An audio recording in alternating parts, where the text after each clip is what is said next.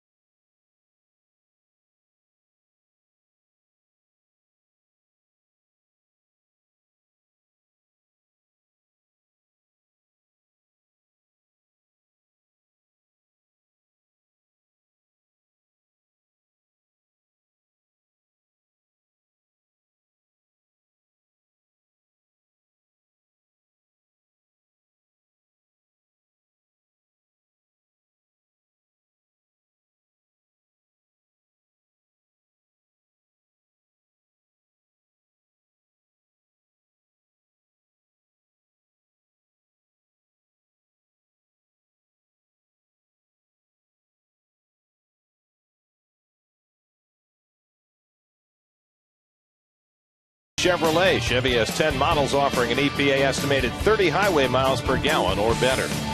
By Atlantic City, do anything, do everything, do AC. By Mazda, we believe if it's not worth driving, it's not worth building. By Dunkin' Donuts, America runs on Dunkin'. By Audi, truth in engineering.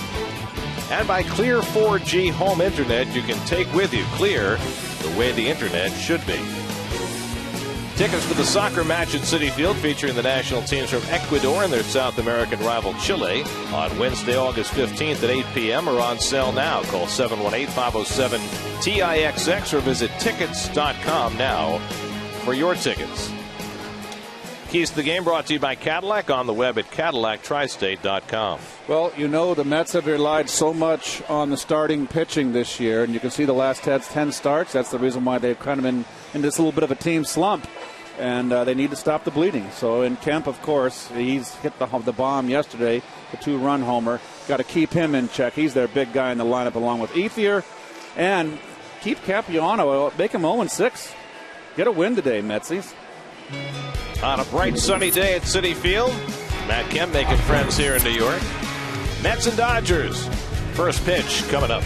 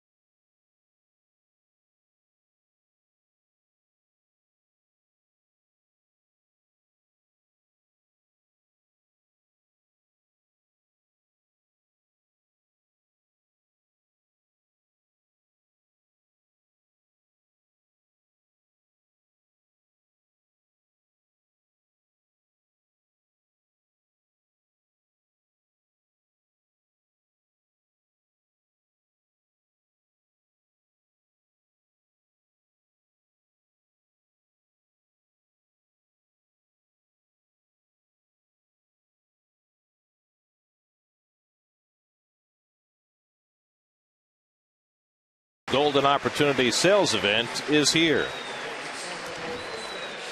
And the starting lineup brought to you by Lexus on the Golden Opportunity Sales Event. Here's the lineup for Don Mattingly's Dodgers. Adam Kennedy gets the start at second base today. James Loney at first base. Matt Trainer, 36 years old, catching day game after a night game because their number one catcher, A.J. Ellis, is suffering with a little bit of a knee problem right now. And so Trainer gets the call today, as the Mets send Miguel Batista out for a spot start. Pretty good hitter right there on your screen. Pretty good first baseman, too. You betcha. I think Donnie won 8 Gold Gloves, I believe. There was never a city that had 2 first basemen better at the same time than you and Donnie playing together in New York in the 80s. Well, did Bill Terry play at the same time with Garrick? Or was he before Garrick? Well, that's a good point. That's a pretty good combo right there. They were both playing at the same time. But I don't know that either one of them could handle the glove the way you and Donnie did. Okay, you're talking defensively? Okay. And here's Don Mattingly right there. Really fine man, having a good season with this Dodger ball club. And, boy, he had some 9 Gold Gloves. I stand corrected. And there's today's starter coming out, Miguel Batista. Thanks for joining us, Miguel. And Miguel, this is He is 8-7 lifetime against the Dodgers, and this will be his 38th appearance and an 18th start against the Dodgers. ERA of 3.03, and we talked earlier, his 5th start of the season. He is taking Dylan G's spot, of course. Dylan G with the blood clot in his throwing arm out indefinitely, and he is filling that role. And we'll take a look at the defense, and it's brought to you by Dunkin' Donuts, the Mets defense. Well, that's a long time ago since they made an error at home. They played well. So Hairston in the right field, left-hander on the mound. He gets the start, of course. Torres, 2 in a row out there in center field. Nikias been platooned with Tolley behind the plate. Cedeno gets a start at second base. Murph, after 4 hits, on the pine. Now, you will note that the Mets are wearing their black uniforms today. It's only the second time they've done it this year. They did it earlier this season when John Franco was inducted into the Mets Hall of Fame, and they're doing it today because it's Edgardo Alfonso bobblehead day. And, of course, you know, during that era when Franco and Fonzie played, the Mets wore the black uniforms a lot. They're phasing them out. Probably won't have them next year. For the last decade and a half, I've had to listen to my friend Howie Rose rail against the black uniforms. So I found it really curious today when I got to the ballpark and found that both Howie and his partner Josh Lewin are both wearing black today. Is that in mourning? I don't know. I think it might be purely coincidence, but it might be one of those, you know, thinly veiled efforts to make a statement. And, of course, Edgardo Alfonso, the all-star, all-time second baseman, made the all-time 50 years of Mets. He is the starting second baseman, the all-star second baseman of all time. He wasn't sure whether he belonged at second or third on that team, but he belonged. With David Wright around, second base was his spot. Absolutely. That's how you shoehorn a team together. So the Mets have lost 7 of their last 8, try to avoid falling to 500 today as they take on the Dodgers, who are sitting 2.5 games out of first place in the NL West. Bobby Abreu will lead things off. He went 1 for 3 last night, and he has great career numbers against Batista, hitting .387 with a home run and 31 at-bats against him. And the first pitch of the afternoon is a fastball in for a strike. Well, one thing we can expect today with Batista on the mound is a lot of 3-2 counts. He is a guy that gets ahead and tries to expand the strike zone, get the hitter to swing at bad pitches. Well, it would certainly behoove him to keep down the number of pitches that he throws today. He's been walking a lot of hitters, 28 walks in 43 2/3 innings. That's nearly 6 walks per 9, which is obviously far too many. But the other piece of it is, you know, the Mets used a lot of bullpen last night, even though they brought up Jeremy Hefner today to kind of be the caddy, the long man behind Batista. It would be awfully nice if Batista could minimize the pitch count and pitch at least fairly deep into this game. 0-2 the count to the 38-year-old Abreu, and he takes low and away for ball 1. 76 degrees at game time. Perfect day on the 21st of July. You're mentioning how they need Batista to go deep into this game, or at least get 5-6 out of him. 6 would be wonderful. And Abreu pops one up into right center, and drifting over is Torres to get under it, and that's the first out of the afternoon. 4 relievers were used yesterday by the Mets. Ramirez and Beato went 2 innings, and Ramirez went almost through 40 pitches. Beato 21. Roush and Burdack had an inning apiece. So the only guys that are really fresh today are Parnell and Edgin, and of course Hefner. The encouraging part about that yesterday is after Santana got beat around over the first 3 innings, Terry Collins got 6 very effective innings out of his bullpen. They allowed just 1 run in those 6 innings. Here's Adam Kennedy, the veteran second baseman. I love that shot from the right field. Bleachers there. Right, that is a great shot.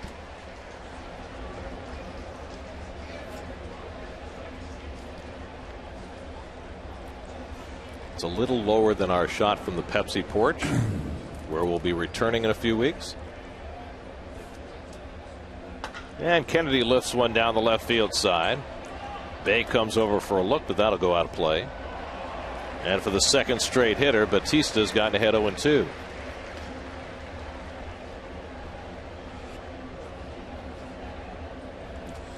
this is the camera that gives you that shot from just above that right field fence, and it's unmanned.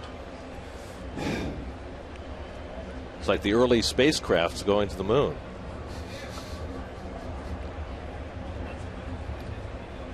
So that camera is being operated by Matt back in the truck. It's like a drone aircraft. Operated from afar. Let's intercept it.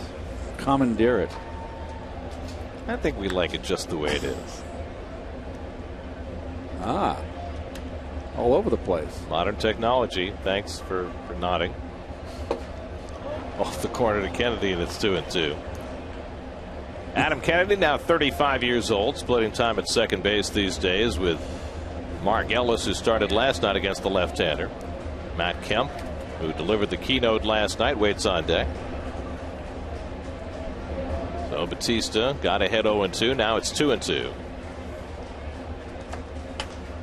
And Kennedy fouls off the slider. Well, Kennedy back in 2007 was traded to the Cardinals, and that was a lot was expected from him. He came over from the Angels, and boy, it didn't pan out for him in St. Louis. He wound up in 07 hitting .219, really struggled. Of course, he had a tremendous year for the Angels, the year they won the World Series back in 02. And the breaking ball fouled off. In fact, he was one of the few players who's ever hit 3 home runs in a postseason game. Did that in the American League Championship Series back in 02. Even though he's never been a real big home run hitter. It's been an odd year for the Dodgers. They got off to a roaring start this year, with Matt Kemp having the huge month of April and the Dodgers pitching well all year. They were 30-13 to open the season. Looked like they might run away in the National League West. Took a 7-game lead. And then, fairly well coinciding with Kemp going down with a hamstring injury, it all turned the other way. And they've been fighting uphill ever since. 2-2 to Kennedy, and he bounces that one off his leg, a foul ball. The Dodgers coming into this series were in a 7-19 skid, and then won last night. Giants also won at the top of the National League West to keep LA 2.5 back. Well, they broke out of the All-Star break with a homestand. They lost 2 out of 3 to San Diego and the Phillies. And now they're starting a long 10-day road trip here. First stop in New York. And they've got to keep pace with the Giants. Again, the 2-2 Kennedy. And he grounds this one down to Ike Davis at first base, and he'll take it himself for the second out. So Batista wins that battle, and he's retired the first 2, and now he can face Matt Kemp with the bases empty. Well, one of the things that were most alarming for me last night in regards to Santana was this fastball was painted on the inside corner to Kemp, and he just effortlessly turned on the fastball. And I mean, he's one of the best hitters in the game. We all, Gary, you and I, think he should have been the MVP last year, the National League MVP. But 14th home run last night. This young man can do it all.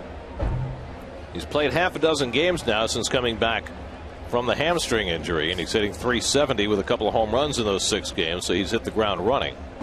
And the breaking ball from Batista off the plate for ball 1. And he had a game-winning home run the final game of the series, the last series at home against the Phillies, that prevented them from getting swept. So he had the walk-off home run in the Dodgers' last game before coming here,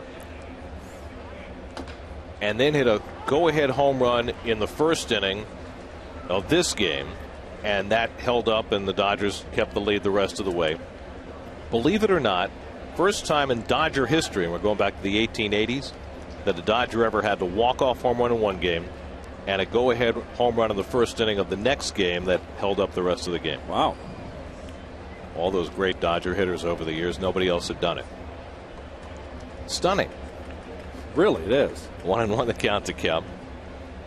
Well, I remember the Dodger teams of the 60s, the Koufax Drysdale era, Tommy Davis. They weren't a power hitting team. They had Maury Wills leading off. Junior Gilliam hit second. Maury would get on base, steal second. Gilliam would bunt him to third. Willie Davis would come up ground ball, fly ball, 1-0. But I'm thinking more of the Brooklyn teams in the 50s and playing the bandbox at Ebbets Field with guys like Duke Snyder and Gil Hodges and Carl Furillo. Yep. 3-1 now to Kemp. By the way, in the ballpark today is a guy named Mike Sandlock. Mike Sandlock is 96 years old. He's the oldest living Brooklyn Dodger. He played for them in 1945 and 46. Mike lives in Greenwich, Connecticut, and the Dodgers brought him to the ballpark today to shake some hands and say hi to their team. Kemp takes it low, and it's ball 4, and so the Dodgers have a 2-out base runner. A little bit of the Dodger history. They played, of course, in Brooklyn until 1957, when Walter O'Malley took them out west and established baseball in California along with Horace Stoneham and the Giants. And they took quite a legacy with them and began building it very quickly out there. They won a World Series in their second season in Los Angeles in 1959. Well, they made him an offer, the city of Los Angeles, that the O'Malleys couldn't refuse. Here's Andre Ethier, and he takes off the corner for ball 1. Of course, you know, there's been a lot of history and in some cases revisionist history about the Dodgers making that move, because for years everybody in Brooklyn blamed O'Malley for taking the team west. What he wanted more than anything else was a new stadium in Brooklyn, and the location of the new stadium that he wanted is exactly where the new Barclays Center is going up. Really? Yeah. Very right interesting. At the old Long Island Railroad train station in downtown Brooklyn. But Robert Moses, who was in charge of such things, was not interested. And O'Malley felt he had no choice but to leave. Of course, what he was being offered as Ethier was stepping out as he took the strike. So I don't know if he thought he had time, but he did not. Home plate umpire James Hoy didn't grant him time. Well, you can't assume that the umpire is going to give you that time. The timeout, I should say. It's interesting. They gave the O'Malleys a sweetheart deal when they built Chavez Ravine up there in that mountaintop. Gave them the property. Well, what they were being offered in New York was this, Flushing Meadows, as a venue, but O'Malley said, hey, it's not the Brooklyn Dodgers. It's not the Queens Dodgers. It's the Brooklyn Dodgers. He's got a point. He felt as though the team needed to stay in Brooklyn. Now, you know, did he have ulterior motives in going out west? Of course. He got a great deal, as you said. He saw the demographics of Brooklyn changing in those days. 2-2 now to Ethier. On the Giants end of it, the mayor of San Francisco was Mayor Christopher, and they built Candlestick Park on a dump site, and it was owned by the property was owned by one of Mayor Christopher's big cronies, buddies. So that was a political deal. Horace Stoneham came over. They wouldn't take him over there in the afternoon when the winds picked up. Right. They took him over at 9 in the morning. Took him over in the morning when it was beautiful and calm, and it's a beautiful sight. I mean, Candlestick Park, before they had closed it for the 49ers, the 49ers used to play at Kezar Stadium over in Golden Gate Park, right near the Haight-Ashbury district, and it was wide open. You could sit and see across the bay. It was beautiful, but boy, oh boy, was it cold. Basically, Stoneham got bamboozled. Yes, he did. Because didn't he also have an offer to move the Giants to Minneapolis? I'm not sure about that. And the Senators wound up going there, correct? 3-2 to Ethier. Kemp in motion, and Ethier takes low ball 4, so back-to-back 2-out walks. And Batista, who has been plagued by bases on balls all year, walks a pair in the first inning. But I almost think that this is by design. We mentioned earlier, Gary, that we're going to see a lot of 3-2 counts. He got ahead 1 and 2 on Ethier. He was ahead in the count on Kemp. Walks them both. It's almost like he's made his mind up, as Ron Darling would say. You pick out a couple guys in the lineup that are not going to beat you. Kemp, Ethier. Loney has been struggling. I think the 2 walks are by design. I don't agree with it, particularly early in the game.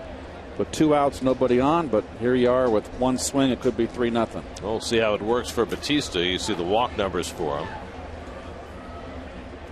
He's now got 30 walks in 44 1/3 innings, so that number continues to rise. So we'll see if he can get through Loney who's hitting just .245, 2 home runs, 25 driven in, and he drives one into right field for a base hit. Around third comes Kemp. Hairston's throw will go toward third. It's an RBI single for James Loney. And so the Dodgers take advantage of the back-to-back walks and lead at 1-0. Well, he didn't waste any time. First ball fastball. First pitch of the game for him, and goes right after it. Fastball away, belt high, nicely done.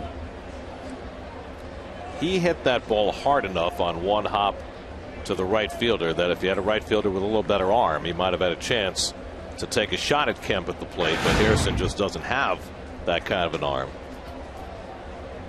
So 1-0 LA.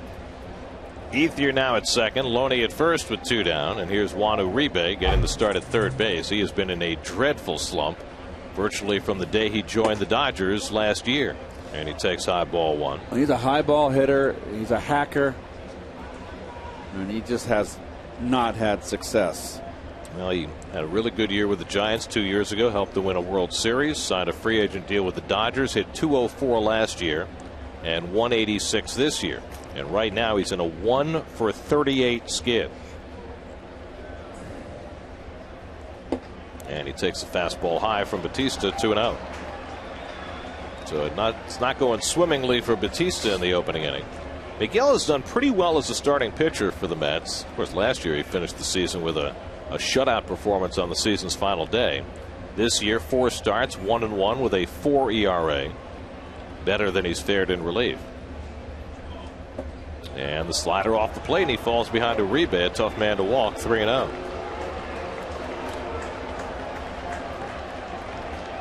We see the career numbers just about the same starting and relieving, and he's done just about every role there is. Long man, setup man, closer, in addition to his starting assignments.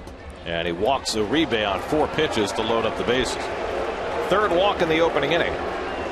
Batista retired the first 2 hitters, but now 3 walks and a base hit have produced a run and created a bases loaded situation and some urgency for Dan Warthen and Terry Collins early in this game. Well, this is always why you always hear the toughest RBIs are the 2-out RBIs. You got a pitcher in trouble here, bases loaded early, 1 out from getting in the dugout with only a 1-0 ball game, and a base hit or a gapper makes it 4-0 real quick. So these are the important at bats. Doesn't matter if they're in the first inning, the middle innings, or the late innings. And the Mets are in a really dangerous spot in their season, and we talked about this last night in reference to Santana when he was struggling. You know, if you're Terry Collins, you need innings out of Miguel Batista, but more than that, you need victories. And so he can't be too hesitant to pull Batista early if he struggles. And the pitch taken high by Luis Cruz for ball 1. That's why the Mets called up Jeremy Hefner today, to give them a true long man out of their bullpen. You can see the manager right there. That's Excedrin headache number 98 right here. Bob Guerin solves it with some chewing gum. Conversing with Dan Warthen. Luis Cruz hit his first big league home run last night against Santana. And he takes a slider off the plate, and that's 6 in a row out of the strike zone from Batista after the base hit by Loney. The number 8 hitter Matt Trainer on deck. Good pitch to hit right here. 2-0 to the journeyman Cruz, and he takes a fastball for a strike.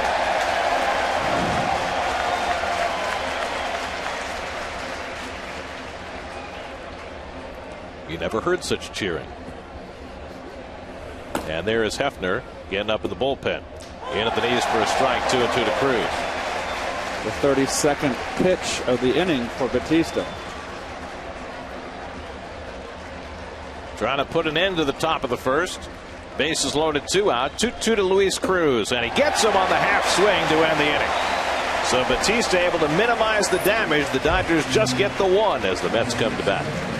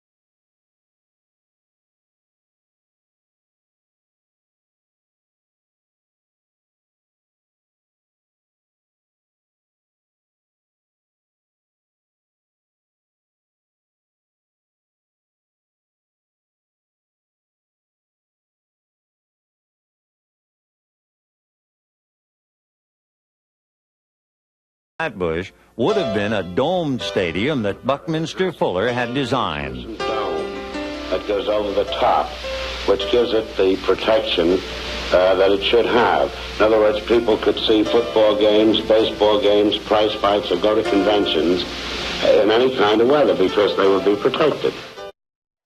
Remember, you're talking about almost 10 years before the Astrodome was built. Yep. There were no full-size stadiums with roofs on them, and so it would have been a groundbreaking structure if the Dodgers would have gotten the stadium they wanted in Brooklyn. Starting lineup brought to you by Lexus and the Golden Opportunity Sales Event. Let's go with as many right-handed bats as possible today against Chris Capuano. Mike Davis, the lone left-hand hitter in the lineup. Andres Torres again moves up to the 2-hole as he did that last game in Washington when the Mets put up 9 runs. Well, Capuano, 20th start of the season. You see his record, his ERA. He has really had a fine season. It was 11-12 for the Mets last year. Remember, coming off the surgery, second surgery. And there was concern that he would last the season. Well, he gave the Mets 31 starts last year. Ruben Tejada leads things off for New York. Tejada 1 for 5 last night, getting a .316 for the year, .364 on base percentage. Tejada, Torres, and right up against Capuano. His first game back at Citi Field after leaving in the offseason, and he takes a strike. Well, Capuano, not a hard thrower, control pitcher. Only 36 walks in 118 innings. That's outstanding. Cuts that inside, 1-1. He knows what he has to do. He has to pitch inside, much like Santana. Same type of pitcher. Good changeup, average fastball, average breaking ball. Has to locate and use both sides of the plate. Tejada lifts one to right, and Ethier angles in and picks it off for the first out. We'll take a look at the defense, and that's brought to you by Dunkin' Donuts again. America runs on Dunkin'. Did you know that, Gary? I did. Okay, I did too. Just checking. And 5 errors. Capuano's last start. Well, that's usually gets you an L, a tough one right there. And it did. He gave up 4 unearned runs. No earned runs against San Diego in a 7-2 loss. In fact, he's lost 3 of his last 4, but he's pitched awfully well during that span. As Andres Torres takes a strike. He pitched well against the Mets out in L.A. Gave up 3 runs in 7 innings, but lost that game 3-2. In fact, Capuano's trying to beat the Mets for the first time ever. Torres 0 for 4 last night, hitting at .227, but much better right-handed. Well, when Torres came over in the trade for Pregame with the Giants, his career statistics, he's a much better right-hand hitter than left-hand hitter. Well, it hasn't worked out that way this season. He's hitting .310 as a left-hander. I'm sorry, it's the opposite. Excuse me. I am confused. And he goes down swinging. So it's been a flip-flop for Andres, which has been helpful for the Mets because they have been vulnerable, Gary, to left-hand pitching, as you know, with that overload of left-hand hitters. Capuano's been adept at striking out hitters early in the game. That's his 25th first-inning strikeout this year. That's 3rd best in the major leagues. Here's David Wright, 0 for 3 last night. He had hit in 16 straight home games before last night, but he did drive in a run with a sacrifice fly. He's got good numbers against Capuano, 6 for 15 with a couple of home runs. David at .350 on the year, 3rd in the National League, and he takes below the knees for ball 1. And David didn't get off, he got off to the hot start, but there wasn't a lot of men on base. He has been driving in runs the last couple months, and that's got him to 66, which leads the team. He is up there in the league leaders in RBI. Just one behind Carlos Beltran starting play today. He's got 14 home runs. He's on a pace maybe to hit, who knows, 25 without even trying, to 30 doubles, 54 walks. He's been pace for close to 50 doubles. Yep, he's having a great year. 2 balls and a strike to Wright. So glad to see it too. David's such a good guy.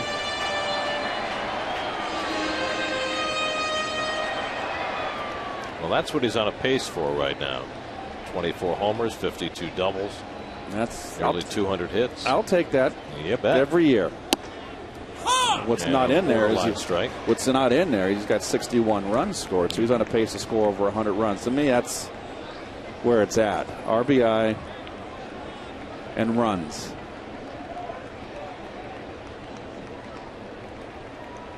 Trainer setting up inside, and Capuano just missed with that, and a full count to right. He wanted that pitch. Capuano's in great shape. I tell you what's most impressive about Capuano's 1 year stay with the Mets last year was that how hard he worked. He was a workaholic. And Will outside, and Wright is on with a 2-out walk. The 55th walk he's drawn this year.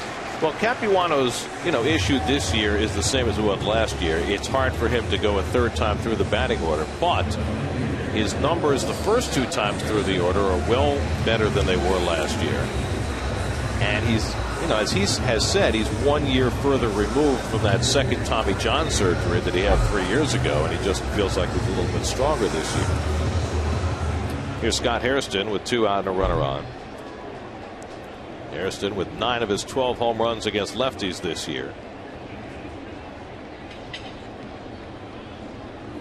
And he takes a cutter for a strike. The Mets wanted Chris Capuano back in a perfect world. He did a very nice job this year, and they knew that he'd probably be even better this year. But they did not want to bring him back on more than a 1 year contract, and the Dodgers offered 2 years, and Capuano naturally took that deal. Now, it's easy to look back in retrospect and say, well, now that the Mets have lost 3 starting pitchers from their original staff, could sure use a guy like Capuano. Instead, the Mets went out and re-signed Chris Young after he came off major surgery last year, and Young's done a very nice job since returning. There's a nice off-speed pitch by Capuano, and it's 0-2.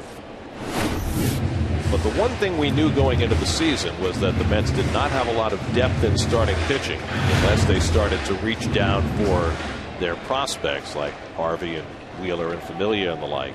There's Dylan. Dylan G back with the ball club after his scare with a blood clot.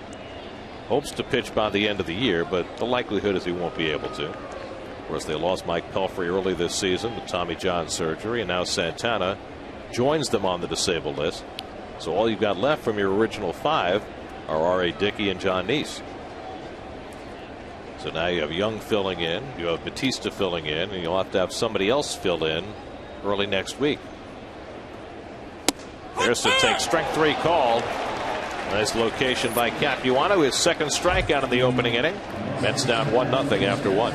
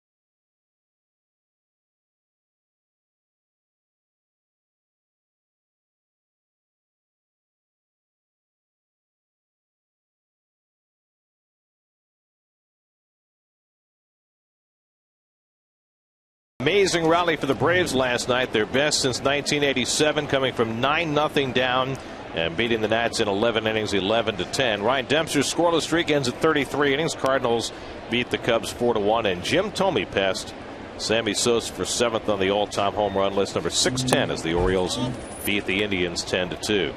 Very quietly, that Jim Thome. Well, how many teams did he play for? Well, Several. Of course, he started out with the Indians and was part of those great offensive teams in Cleveland.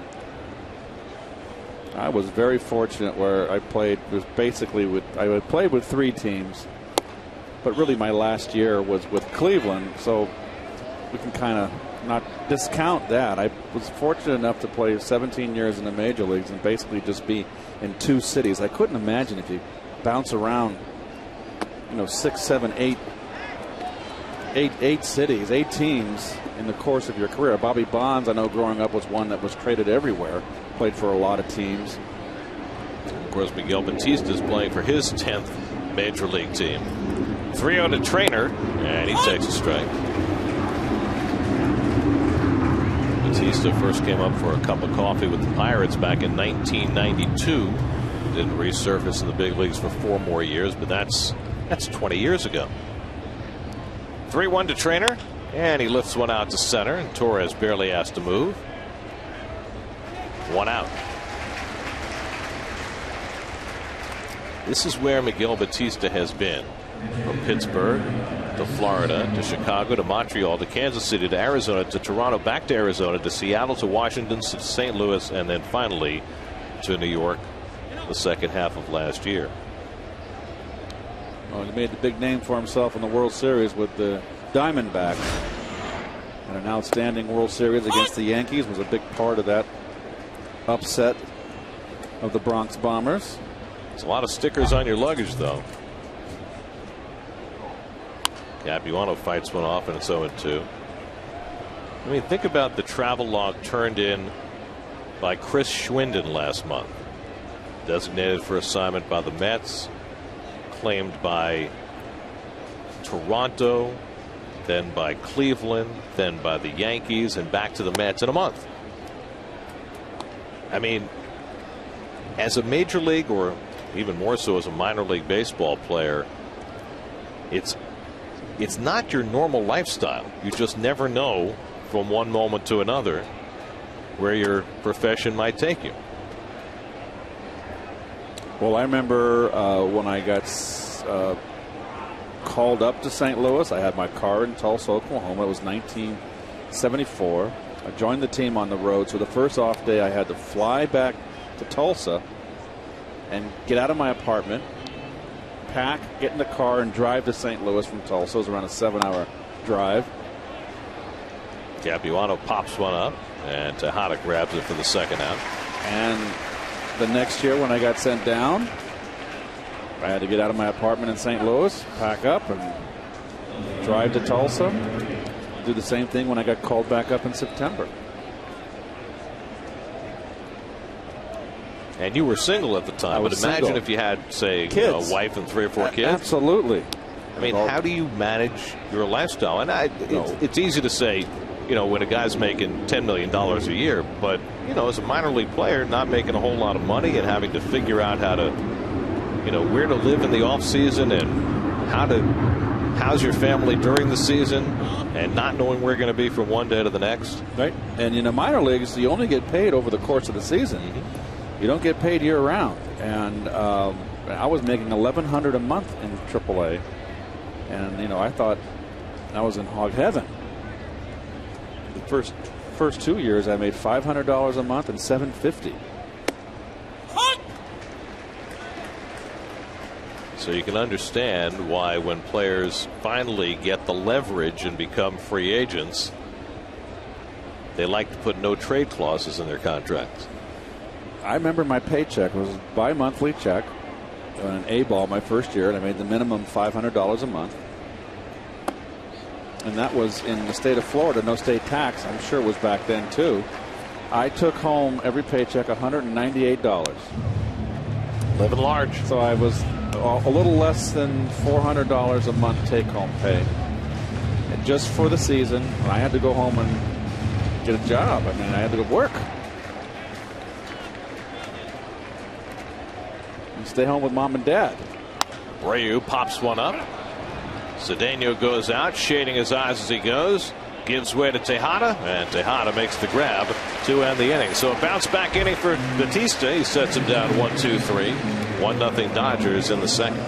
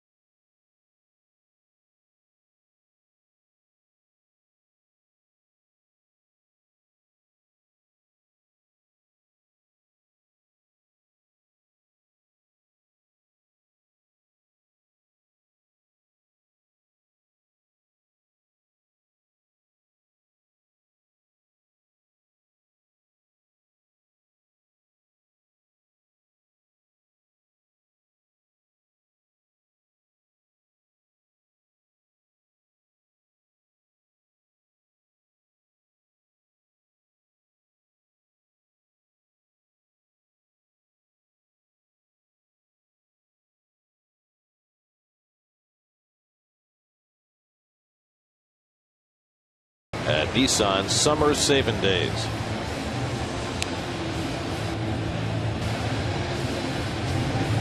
What's he doing? No, that's not his beer. No.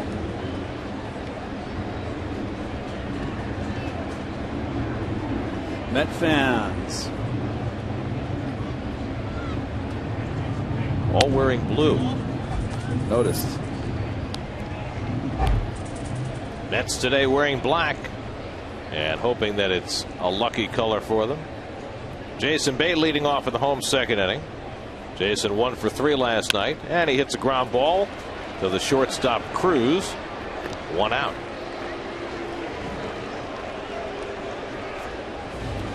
So Bay is retired. 1 out in the home second, and now Ike Davis, the only left-handed bat in the lineup today against Chris Capuano.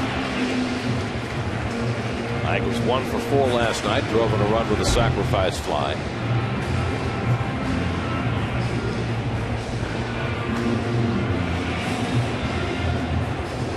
Ike with 14 home runs, tied with David Wright for the team lead, also 15 doubles. So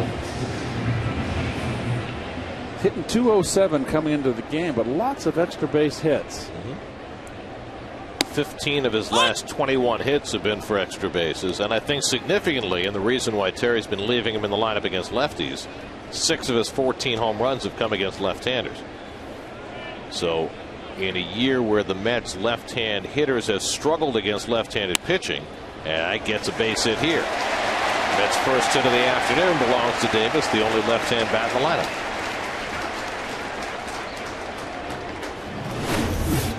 He wants to come inside. It's down and too much plate. And you can see Ike doesn't really stride in on the left-hander. He kind of doesn't step in the bucket, but he doesn't stride in. So he can really, down and in, just drop the barrel down on that ball. That's his power zone. Here's Ronnie Cedeno playing second base today. Last night, Daniel Murphy went 4 for 5 with a couple of doubles playing second base. But this is the way Terry's been operating lately. sitting as many of his left-hand hitters as he can against left-hand pitching. Well, the Mets are 13-21 against left-handers this season. Trying to find the right combination. Lucas Duda been struggling at the plate. Cedeno hitting .308 against lefties, and a good changeup by Capuano, and it's 0-2. And so Terry's been getting Cedeno into the lineup. Well, in the perfect world, if Bay could find his old stroke and be as productive as he has been in the past, it would be the gift from the gods in the Mets. But he just has been struggling and hasn't been productive. Well, and as Cedeno goes down swinging, third strikeout for Capuano. You'd like to be able to play Murphy against lefties. I mean, when Murphy is right, lefties don't give him a whole lot of trouble. Yeah.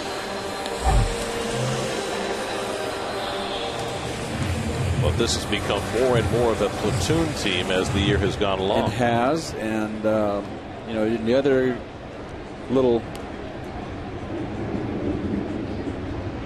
There's Mike Nickius, and he takes high for ball one. The other little apple that upset the cart is Valdespin. Valdespin, you got to find a way to get him in the lineup. I mean, my goodness, he hit a home run last night. His fourth pinch hit home run to the opposite field, Gary. And it was a fly ball, which makes it more impressive. When you hit a line drive opposite field, okay, but it was a fly ball, and it got out of the ballpark and to left center field, and he just continues to shine. He's got a beautiful swing, and he's got to be chomping at the bit. Well, you would have to think that tomorrow, with the Dodgers starting a right-hander, Nathan Eovaldi, that somehow, some way, Valdespin is going to find himself in the lineup. I have a hunch that he'll be in one of the outfield positions. I'm curious to see if Neuenhuis gets back in the lineup. I would think Neuenhuis would play center, and you'd have Valdespin in one of the corner positions. Well, Neuenhuis's playing time has dried up since the return of Jason Bay. And he's been struggling. He's been a mighty slump. In fact, there was some speculation. The Mets announced last night that Jeremy Hefner was coming up before they made the decision to put Santana on the disabled list. And there was some speculation that Neuenhuis might be the guy to get sent down just so he could start playing every day. Because right now, with Valdespin here, Neuenhuis has kind of been outflanked. 2-2 now to Nickius, who's hitting just $168 on the year.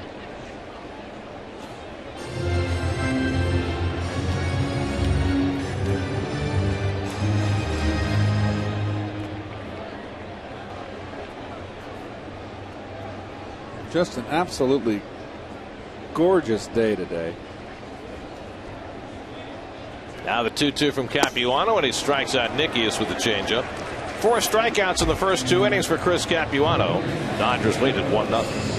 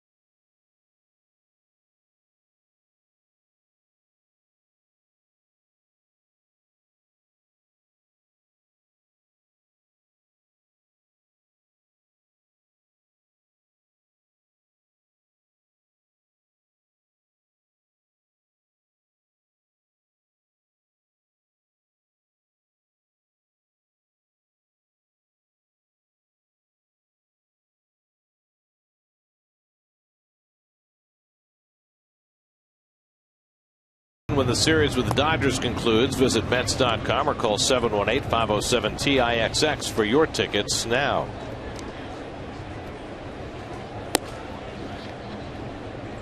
Citi Field on a beautiful Saturday afternoon. We go to the third inning. Miguel Batista, after a rough first inning that saw him walk 3 and give up a run, settled down and got the Dodgers 1-2-3 in the second. Adam Kennedy will lead off for LA in the third. Batista had 47 pitches through 2 innings. There's going to be a question all through this early part of the game just how deep Batista can go. Kennedy grounded out to first base his first trip, and he takes a fastball for a strike. Miguel pitched just 3 days ago. He pitched in relief in Washington. Gave up a couple of runs in 2/3 of an inning in a 4-3 loss on Wednesday night. As the changeup misses outside. There have been 9 other times this year in the major leagues where a pitcher has pitched either as a starter or reliever and come back and pitch 3 days later as a starter. And the results have not been pretty. Those combined 9 starts, that pitcher is 1-4 with a 6.41 ERA. It's hard to do, right?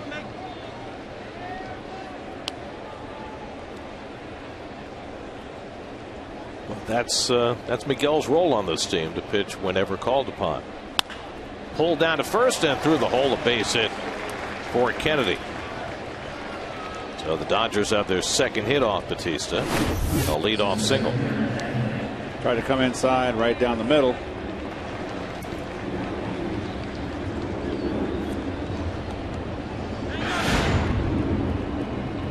So Matt Kemp will come up with the man on.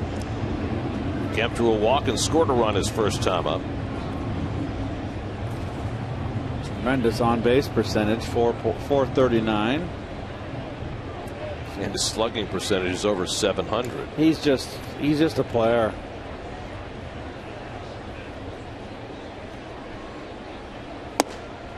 And he takes a strike. Well, last year Kemp was the best player in the league, and came out this year as though he were trying to prove that not only the last year was no fluke, but that he deserved to win the MVP that he was denied, and only the hamstring injury set him back. You saw that graphic about being a first Dodger since Dolph Camelli to lead the home runs and RBI. And Dolph Camelli, for all you old Brooklyn Dodger fans, you remember him well. He was in the Bay Area. He was a scout for the Dodgers when I was in high school. He was quite a fielding first baseman. What year was that? 1941? Is that what that said on the graphic? I'm trying to think how many of our viewers remember Dolph Camelli from 1941. My dad knew him, and my dad knew all the scouts that were in the Bay Area. And Dolph scouted me in high school.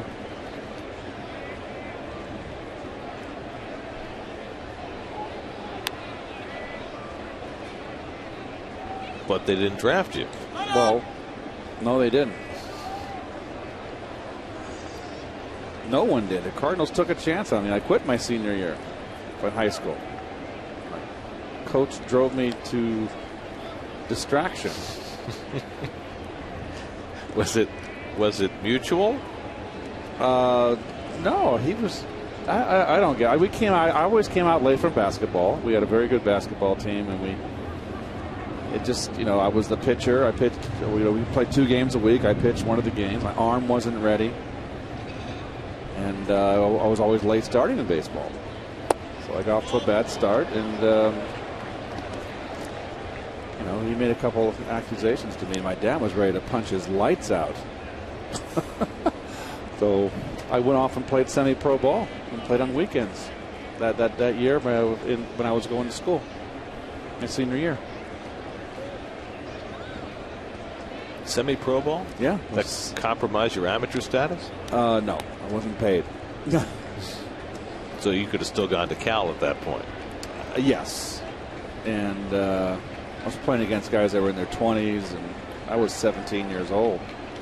Well up high. Nicky is just tall enough to grab it. 2-2. I believe it was the El Cerrito Cardinals, which had to go across to the East Bay, go across over the Bay Bridge from where I lived. It was like around a 55-minute drive to the ballpark. Just like now. Played Saturday and Sunday. Yeah, right, exactly. Played Saturday and Sunday.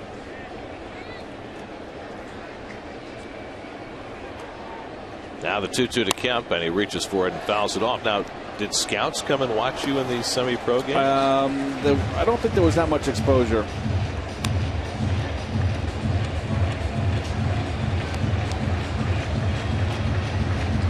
So when I was drafted by the Cardinals, when we held out and I signed late in the summer, they told me not to go to 71, not to go to Sarasota for the Gulf Coast Leagues. I signed late.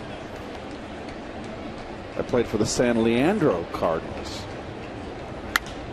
Kemp gets under one to center field. Torres can't find it, and now finally locates it and gets some help. And Torres makes the catch as Hairston was coming over to try and bail him out. So when that ball went up, Torres had no idea where it was, but was able to locate it in time for the first out. There you go. You can see him now. He's got it. No glasses. I think he'll put him on. I think he'll put him on a little, get him off the top of his hat. See, Hairston has the sunglasses on. And you can see Hairston's having problems too. Well, he had to battle the sun and also wonder where Torres was. He didn't want to crash into him. It's a partly cloudy day. Sun filtering through. Hazy sky. So 1 out and 1 on. Now Andre Ethier, who drew a walk his first time up.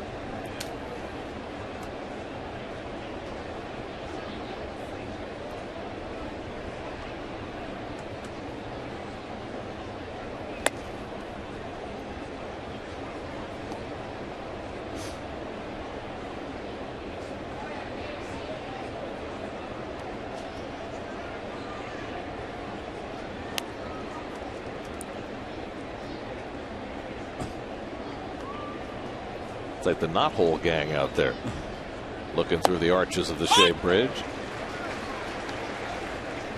Ball and a strike to Ethier. James Loney, the on deck batter. He's driven in the only run in this game.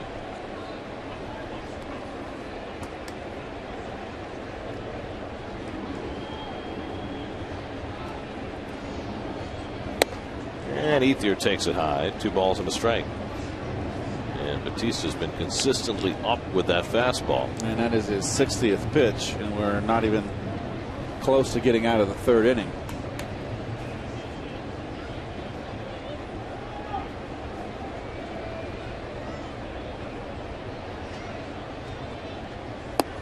And that's on the inside corner, a strike. 2-2. Well, he's pitched completely backwards here. I mean, all fastballs to Ethier, where you know that Batista likes to mix them up.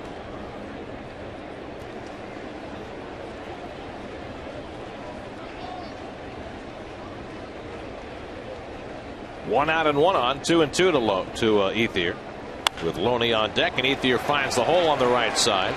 Kennedy pulls in at second, and the Dodgers have 2 men on. Well, one too many fastballs, and got ahead of Ethier because he tricked him with the fastballs. But with 2 strikes, the good hitters are going to sit fastball and adjust. Tried to sneak another one by him and missed, and he ripped it.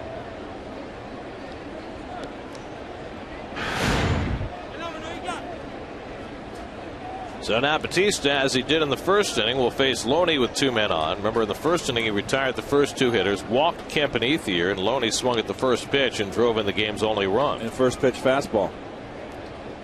That is the only plate appearance so far for the Dodgers, and they've had 13 plate appearances where the hitter has not seen at least 4 pitches. And Loney this time takes an off-speed pitch for a strike. Backdoor slider, and we mentioned at the start of the game that Batista will be a lot of 3-2 counts. Kennedy now at second and Ethier at first. Well, the Mets had bullpen action going in the first inning today.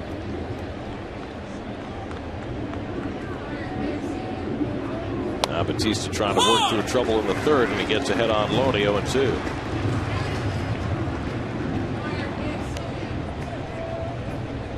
Jeremy Hefner was up in the first inning. Keep in mind that not only is Hefner available today, so for an inning, if needed, is R.A. Dickey. This is his throw day, and he is held off doing his between starts work in case he needs to help out in the bullpen today. Loney tries to hold, and he went around, strike 3. Jim Reynolds with the call down at third, and Batista has his second strikeout. So he gets Loney on 3 pitches, 2 men down.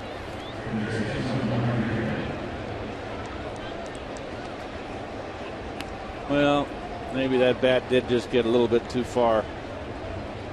That's what Jim Reynolds saw.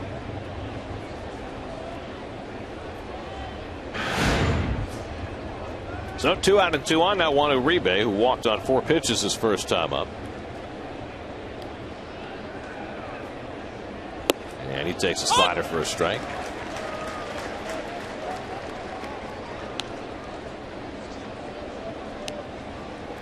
Luis Cruz would be next. 41-year-old Miguel Batista making his 5th start of the season. His last one came back on the 19th of May in Toronto. If we remember his start before that, he had thrown 7 scoreless innings against Milwaukee. It looked terrific. And then went out in Toronto and turned in 2 more scoreless innings, but came out of the game with a bad back. And by the time he was ready to come back, he was back in the bullpen again. And now 2 months later, making another start. Swing and a miss. Good fastball by Miguel. It's 1-2. Threw that one by him. It's a big gap, isn't it? The second oldest to start a game this year. Only 8 years younger than Jamie Moyer, who has been released 3 times now this year and still says he's not retired yet. Here's the 1-2. And Uribe takes one the other way down the right field line, and that'll bury in the corner. Kennedy is in. Ethier being waved around third. Hairston has trouble picking it up. A 2-run double for Juan Uribe, and the Dodgers now have a 3-0 lead. So Batista got ahead of Uribe, but couldn't put him away. Well, ahead in the count, got the pitch away and up. High ball hitter Uribe. Got to keep the ball down on him. Belt high, outside corner, but he's set up that way. Not a good pitch. Good hitting. And Ethier runs well. He's going to score. 2 outs. Everybody's going to be running off the crack of the bat. And he didn't even have to slide. Luis Cruz shoots one up the middle, and he's got a base hit. Uribe being waved around. Torres unleashes the throw to the plate, misses the cutoff man, misses the catcher. The run scores. Down to second goes Cruz, and it's 4-0 LA. So 3 2-out runs for the Dodgers here in the 3rd inning.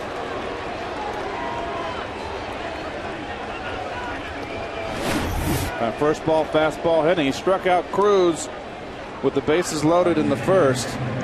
Oh, slider, and a good one too. Not a bad spot, but did not fool him. He's right on it. He covered it. So good hitting. He had a chance. You could see Uribe doesn't run well. It's not a good throw home. Now Matt Trainer, the number 8 hitter, fouls off the slider. So just when it looked like Batista might be able to get through the inning, he struck out Loney, got ahead of Uribe, but now 3 runs are in. You can see a rainbow right there. Misses the cutoff man. Throws offline. That's 2 nights in a row now. We have not seen a strong arm out of Torres in center. Nicky has stepped up in front of the plate to try and stop that ball, and he didn't come close.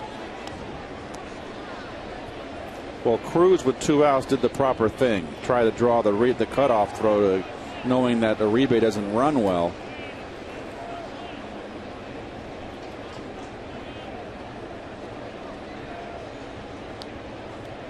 One and one now to Trainer, who flied to center his first time and takes a fastball for a strike.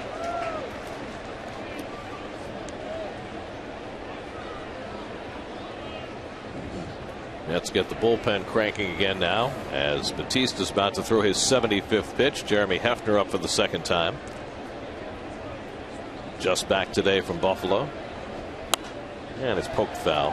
This is one of those games where you got a lot of game left, and this is a Met team that fell behind last night, Garrett, 6-2 early, and pecked their way back into the ball game, wound up losing by a run. Well, you may get exactly the same situation today. Remember, Santana finished the third, was lifted for a pinch hitter in the bottom of the third. Well, Batista's due to lead off in the bottom of the third today. First, he's got to get through this inning. My point being is that you just don't want to let this game get away early, to have your team fall too far back. Well, again, this is the predicament that the Mets have fallen into now that their starting pitching has faded. For so long, they lived on strong starting pitching, keeping them in the game for 6-7 innings, and allowing their hunt and peck offense to string together some hits and get something done. And the Mets have been able to use that formula all year, overcome what has been a difficult year for the bullpen, overcome a lack of power and speed. But now that the starting pitching has begun to cave a little bit, that's a very tough formula. Over the last 10 games, the starter's ERA is nearly 7. And that's been just about everybody. And now more tough decisions coming as far as how to replace Santana for at least 2, maybe 3 starts. 2-2 to Trainer. This will be the 7th pitch of the at bat. And he fouls off another one, forcing Batista's pitch count even higher. Oh, I got to believe Batista leads off the next inning, and Terry Collins has a decision to make if he's going to go to Hefner for long relief and try to get something happening with a pinch hitter. Same thing he did last night. You have to figure he's going to do it again today, give his team a chance to come back against Capuano and the Dodgers. Again, the 2-2, and Trainer shoots another one foul.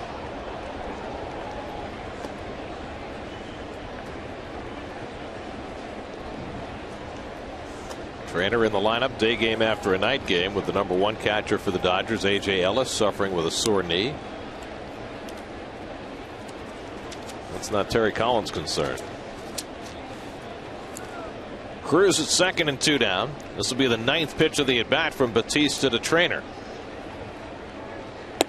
And he goes to 3-2. Capuano waiting on deck.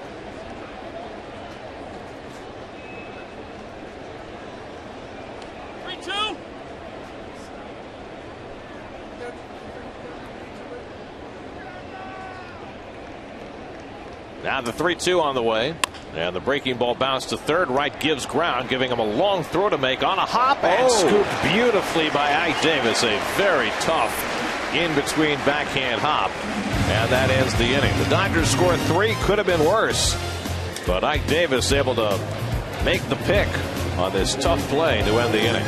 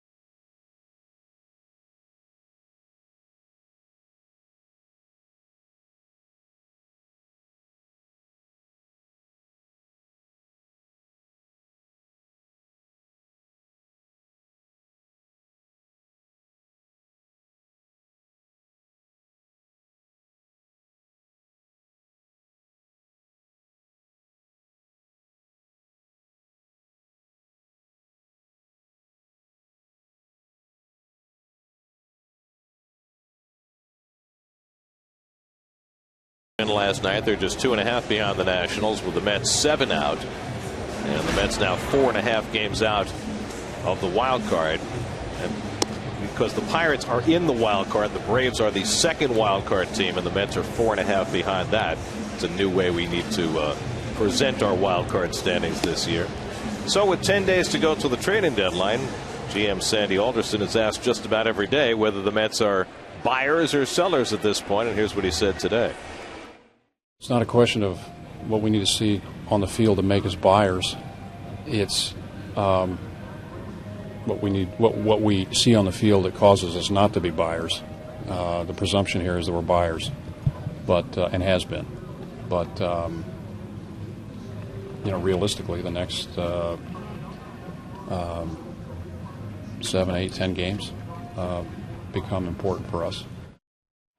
And that's true for a dozen teams right now who are somewhere in the middle of the pack as far as their contention for division or wild cards. Jordany Valdespin will bat for Miguel Batista as we go to the bottom of the third. And Valdespin with the drag bunt. Capuano off the mound and can't make the play. The ball winds up behind him. He didn't even know where it was. And Valdespin has a bunt single. So after hitting a pinch hit home run last night, Valdespin comes through as a pinch hitter again, this time with a drag bunt. Well, Valdespin 5 for 23 now as a pinch hitter, and that is his first pinch hit that's not been a home run. All 4 of his hits have been home runs, pinch hits. Well, the swimming and diving events begin at the Olympics next week, and Chris Capuano getting his early racing dive practice. He had it covered. He just had the exchange. I mean, if he can get off the blocks like that, he could challenge Michael Phelps. That was beautiful. If there wasn't a baseball involved. So Valdespin provides a spark again. The Mets have their second hit, and here's Ruben Tejada, who flied to right his first time up. And you can be 100% certain that Terry Collins will leave Valdespin in the game, as he did yesterday after he pinch hit.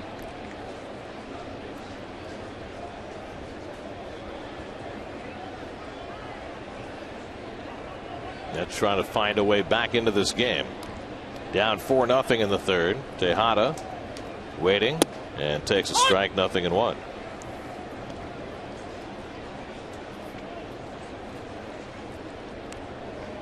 Andres Torres waits on deck. So Miguel Batista out of the game after 3 troubled innings. Took him 81 pitches to get through those 3 innings. He allowed 4 runs, 5 hits, 3 walks. And on the short end of a 4-0 score. Breaking ball hit through the hole and a base hit. So the Mets have the first 2 men on. Valdespin stops at second. Tejada getting right on that curveball and pulling it through the hole. Well, Mets back in business. They've been a team that's fought back all year. And Tejada just continues to hit the ball on the ground, line drives. And that's why he's hitting over 300.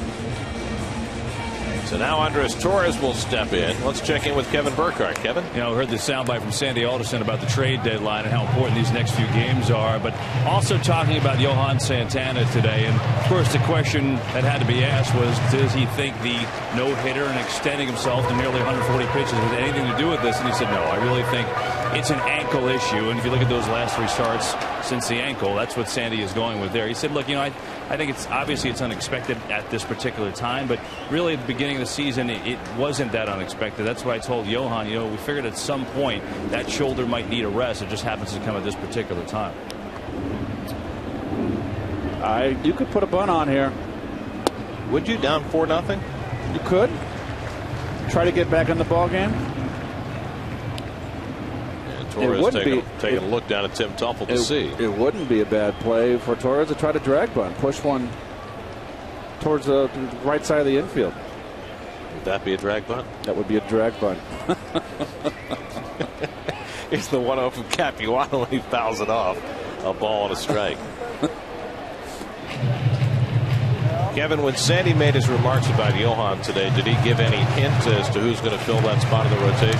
Yeah, he said they're still figuring it out. He was asked about Harvey, and he wouldn't give a definite yes, but it sure seemed like Harvey will get that chance. He said, they're going to they're going to think about it. But you'd have to think that right now, Gary, I mean, the way it plays out, Harvey's got to come up. I mean, I don't know where another option comes from.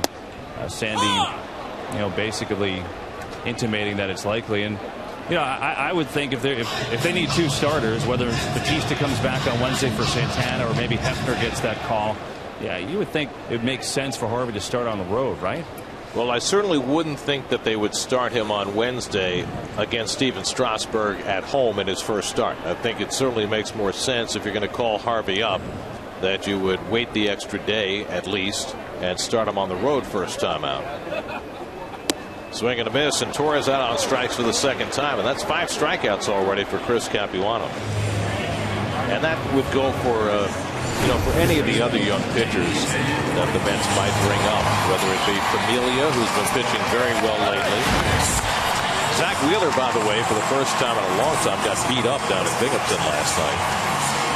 And a very rough start.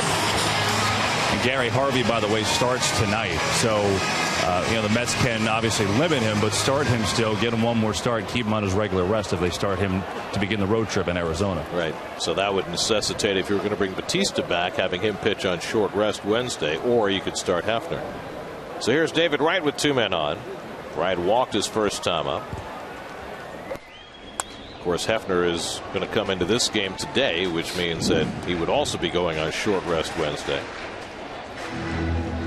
The campaign has already begun.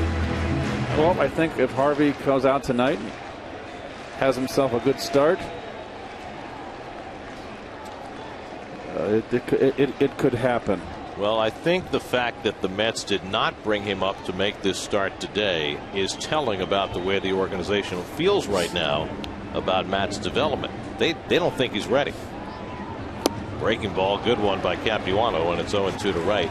I mean, if Sandy has said all along that necessity at the big league level is not going to force the development of these young pitchers, not going to force them to push them to the big leagues when they're not ready. So he would have to take a major stride, you would think, in his start tonight to convince them otherwise, since they obviously weren't convinced after his start on Monday. Runner goes from second. Wright pops it up, straight up. Valdespin with time to retreat as Trainer goes back to grab it for the second out. So 2 out and 2 on after 2 straight hits to start the inning. Well, those have been the first round draft picks who have actually pitched a game as a starter for the Mets over the last 32 years.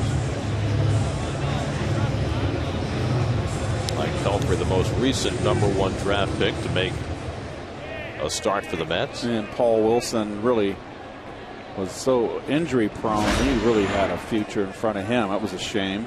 Of those, Wilson is the only one who was the #1 overall pick in the draft, coming out of Florida State. So Capuano now with a chance to get through the inning unscathed as Hairston steps in and takes a big rip at a fastball. Hairston went down looking his first time up. Valdespin and Tejada with base hits to start the inning, but Torres struck out. Wright fouled out. Bay would be next, but now the inning in the hands of Hairston.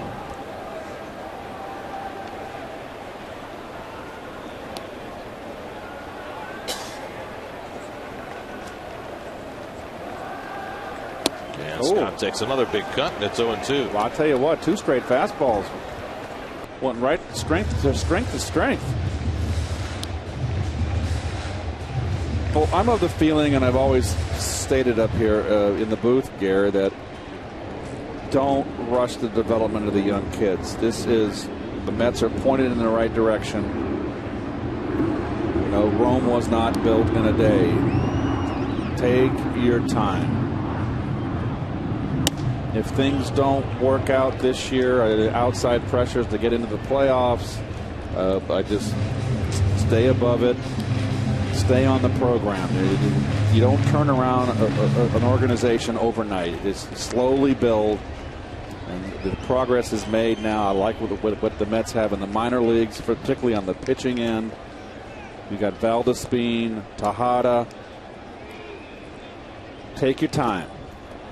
But of course, you understand the other side of the coin. The Mets have played so well to this point. The season's starting to slip away a little bit, and the need is there in the starting rotation. It's sometimes hard to resist taking that shiny guy from the minor leagues and plugging him into that rotation. So it's a very difficult proposition for Sandy to have to deal with right now, to try and figure out when is the right time for Harvey or any of the others. But they've got a blueprint. There's enough talent in the minor leagues and enough here right now. There's a blueprint. There's a plan. And, you know, it's just not a one-year plan. Mm-hmm.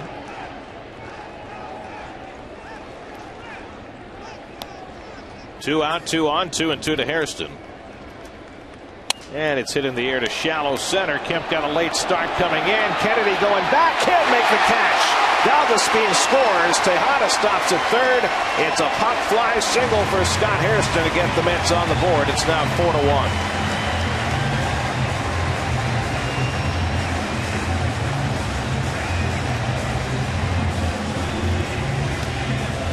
The Mets' first run of the game brought to you by Chevy on the web at ChevyOffers.com. Well, we mentioned earlier that how deep Kemp plays in center field. Played very deep the whole game last night. And you got to respect the power of Hairston. And that's just an unfortunate fluke, broken bat fluke.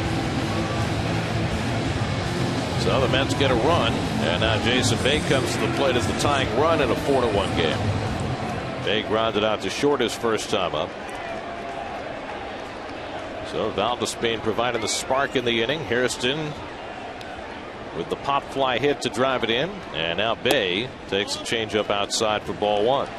Jason's had some very good career numbers against Capuano. 381 with 3 home runs, and a chance to do some damage here with Ike Davis on deck.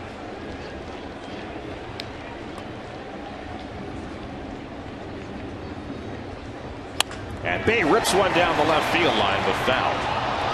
Got out ahead of that. 1-1. Which has been his problem all year. And that, to me, is everything's speeding up. It's going in fast motion for Jason. That's a pitch he loves to hit upstairs and too quick. Similar to the pitch he hit out of the ballpark in Washington the other night. Capuano checks in on Hairston, who has 4 steals this year. Well, the Mets were pushing that big rock up the hill all night last night. Came up a run shy in the end after falling behind by 4 runs early. Trying to scratch something out here in the third today. And Bay lays off the changeup. 2 balls and a strike.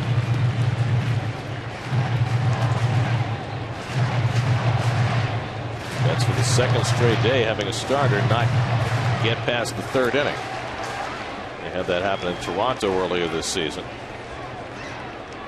And it was Neese and Batista when Batista had to leave after 2 because of injury. And Hairston diving back. Remember, Neese gave up 4 home runs in 3 innings in that game in Toronto. Now in this series, Santana and Batista, neither one getting past the 3rd. And Neese running out there tomorrow in the finale for going for his 8th win. Might have to go 9 the way this thing is shaping up. 2-1 now to Jason Bay. And he takes a fastball for a strike. 2-2.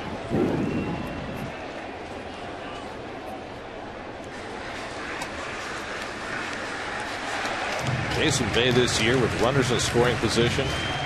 1 hit in 20 at bats. He has 5 home runs, but only 7 runs batted in. There's a call from the catcher there just in case the Mets try to pull a fast one on a double steal. And of course, there's the throw through to try to get the runner stealing, the throw to the pitcher to try to trick the runner at 3rd, and also the other play where one of the middle infielders come in and cut it off early to try to trap the runner at 3rd on attempted double steal. Hairston and Tejada both with average speed at best.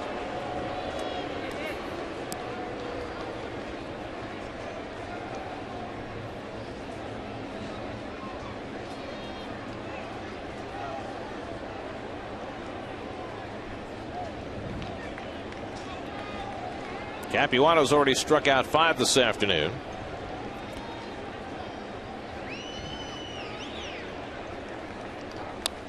And Bay just got a piece. Good cut right there. Now Capuano wants to come inside, and it's right down the middle.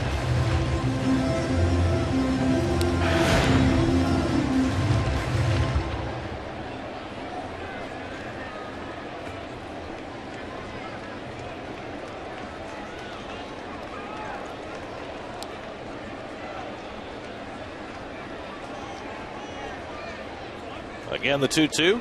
And Bay pops it up in foul ground. Trainer coming back. Loney coming down, but it's out of play.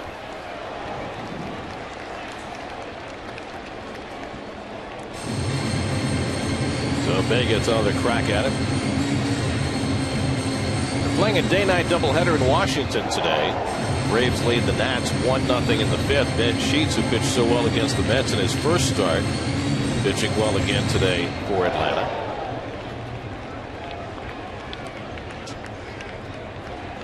Brian McCann homered for the only run in that game. Bryce Harper left that game with an ankle injury, fouled the ball off his left ankle, and they took him out for what they're calling precautionary reasons.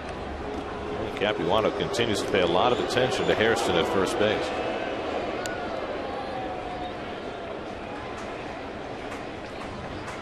Braves with that remarkable comeback last night.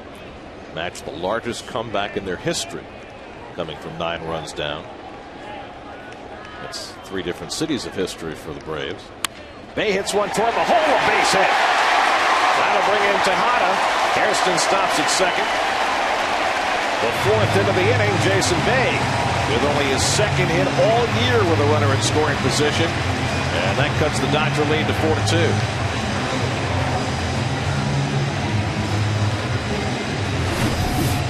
4-2. Breaking ball. Oh, change. Stays back.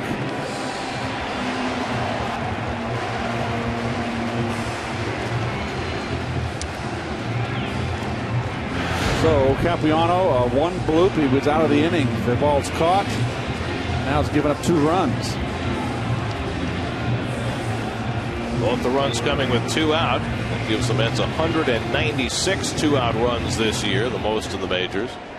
In fact, the Dodgers have scored all 4 of their runs today with 2 outs as well. Rick Honeycutt, the Dodger pitching coach, coming out to talk to Capuano, who was the victim of poor defense in his last start, but here the bunt single by Valdespin providing the spark. Tejada, Hairston, and Bay with base hits. And the Mets have 2 runs in, and the tying runs on base for Ike Davis, who scooted a base hit up the middle his first time up.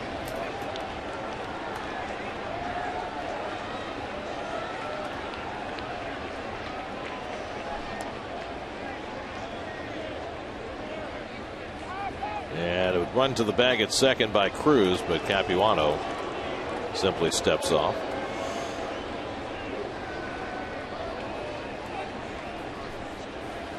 I don't know that Scott Hairston has ever gotten this much attention on the bases.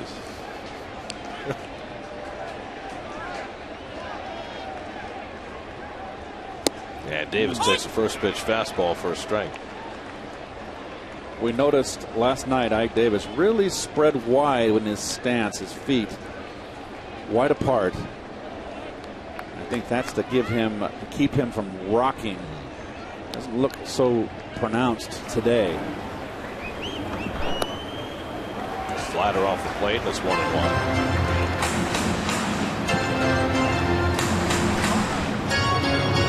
Keith, I talked to Dave Hudgens about that today, and he said basically it's on Ike. He told him some of the things that he wanted him to eliminate to get rid of some of that movement, and he said Ike said that back in college he used to be a little bit lower, a little bit wider, so that's what he's gone back to here. Well, he's been doing a lot of rocking and a lot of out in front, and he's got a big take back. And so with the feet wider apart, looking for him to get more balance at the plate, not to lunge. Now, it's not as pronounced as last night. I mean, last night was extreme. Hudgens said he's tended to stand up more against lefties just as his own comfort zone.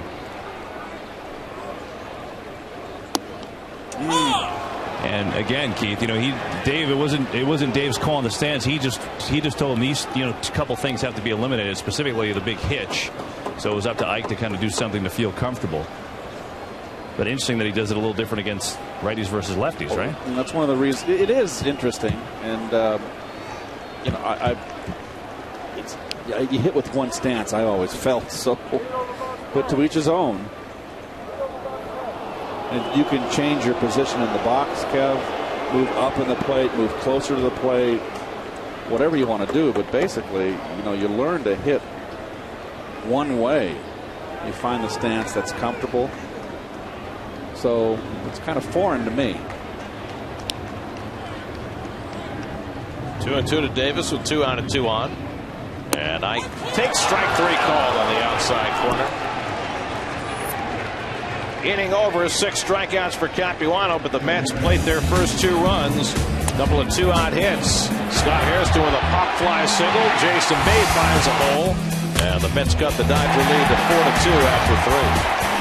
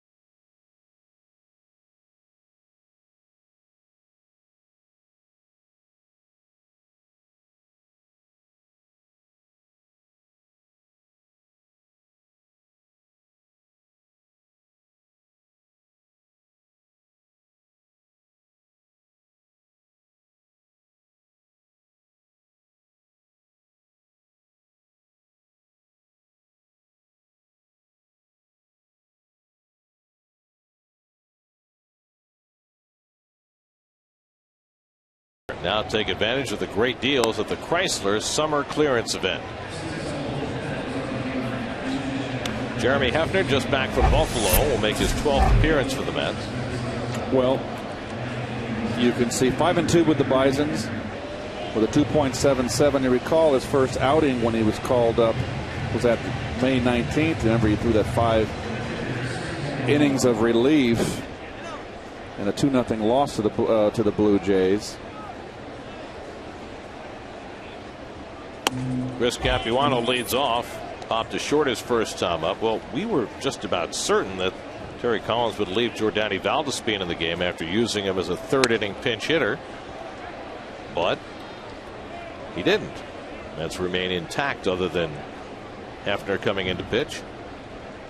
Bobby Abreu on deck, then Adam Kennedy here in the 4th.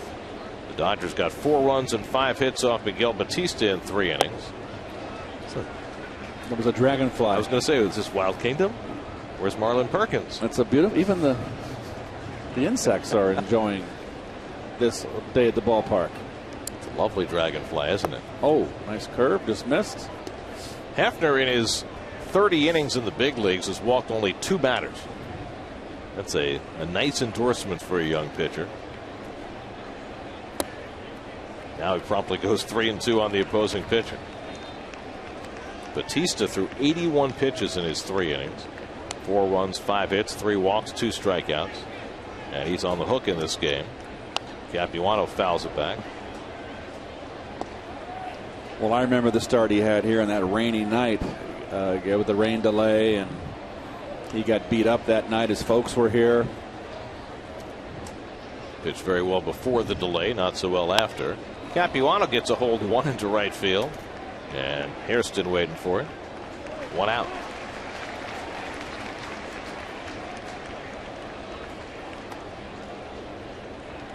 So one out and nobody on. Now Bobby Abreu, who's 0 for 2 today. Fly to center, popped to short.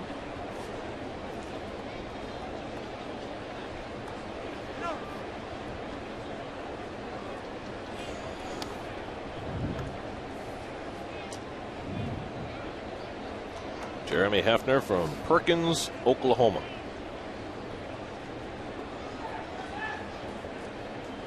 And he has been riding that Buffalo shuttle this year.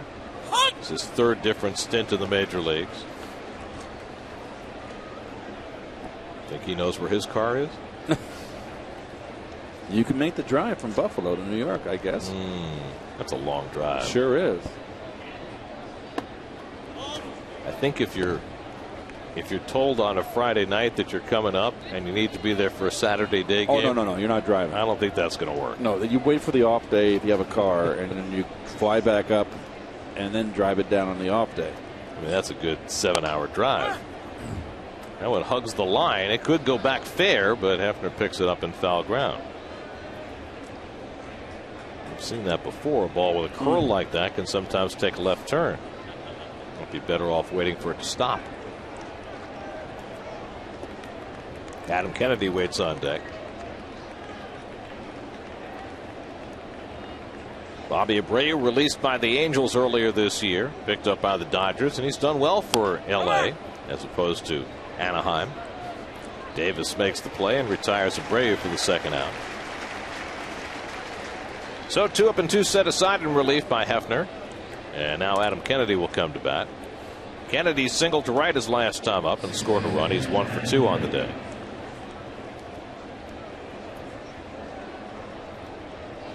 So the Mets bullpen getting an early start for the second straight day, as Batista lasted just 3.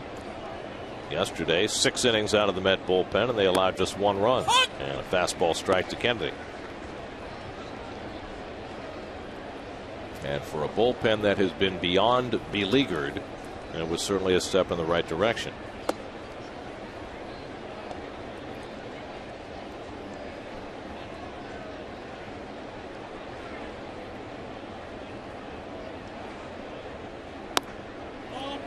Curveball misses. 2 balls and a strike.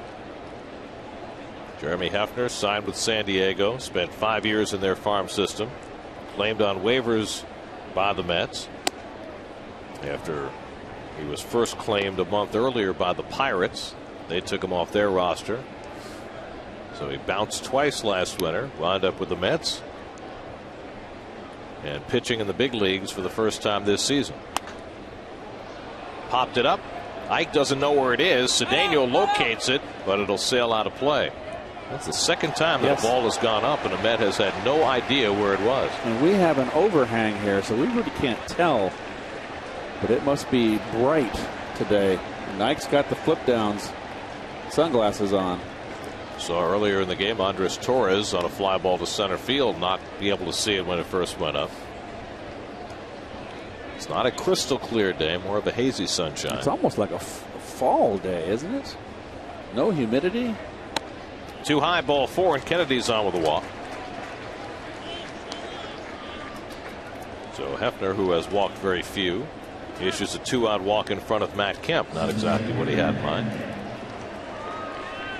Kemp today has drawn a walk and scored a run and flied out to center 0 for 1.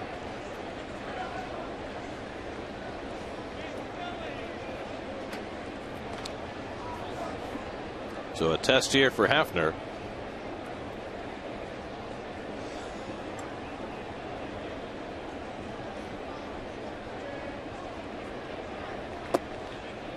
And a first pitch breaking ball misses for ball 1. The third out of the inning has not been an easy proposition for the Met pitchers so far today. Batista ran into 2-out trouble in the first and again in the third. And now Hefner with a 2-out walk in front of the big hitters in the fourth.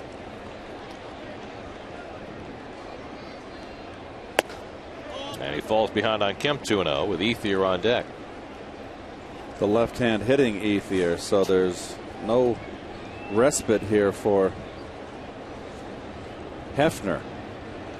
This is a hitter's count. Kemp, a 30-40 guy last year. And Hefner pitching very carefully behind 3-0. I'd give Kemp the hit sign right here. If he wants to swing, you go. I'd be shocked if he threw him a 3-0 curveball.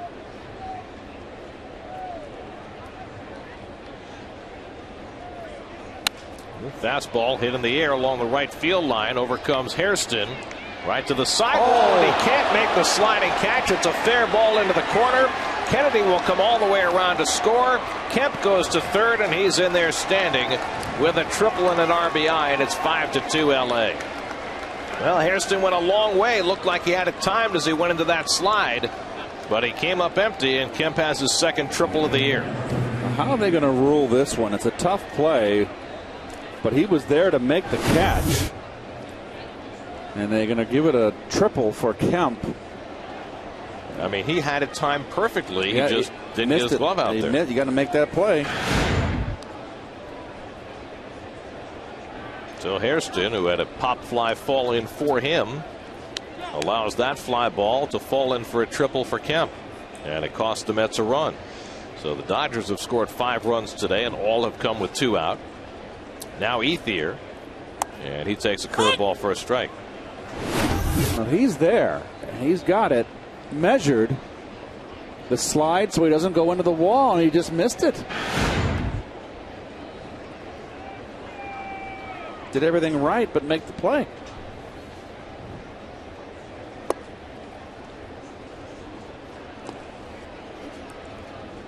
Ethier has walked and singled to right. He's scored a run today. James Loney would be next.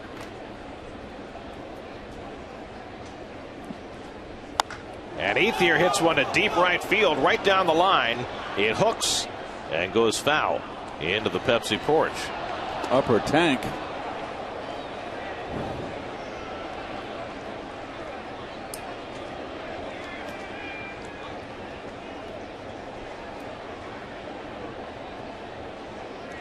Just a long strike, and now it's 1-2. Hairston doing a lot of running out there this inning. And Ethier fouls off the fastball from Hefner.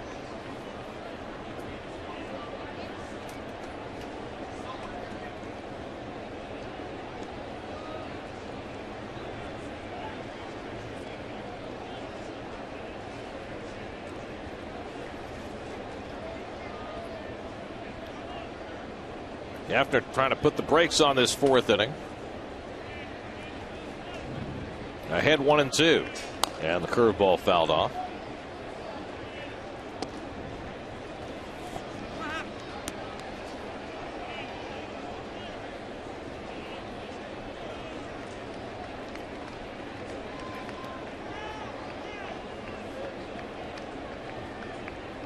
'27th pitch of the inning upcoming. And he gets Ethier with a high fastball to end the inning.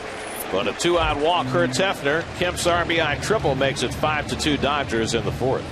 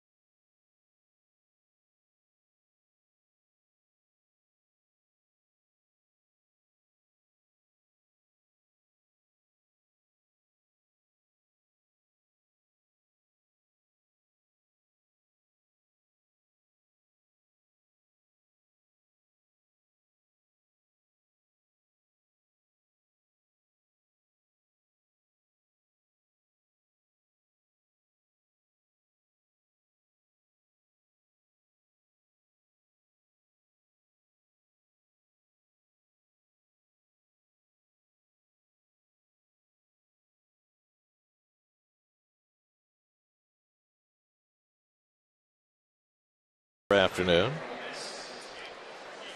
That's a big bird bath. That's a perfect hat, isn't it? Keeps the sun away and makes him look dapper at the same time.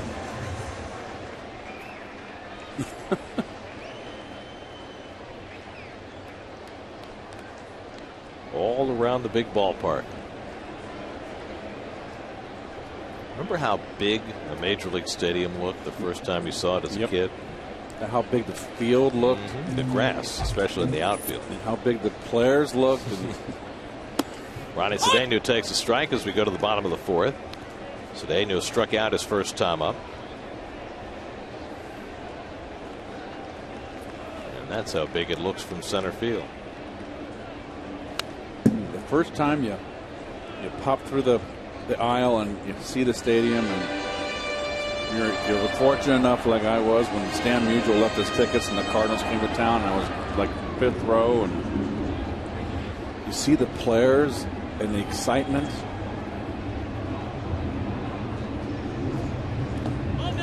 Cedeno tries to hold and stopped it in time. And the hot dog vendor?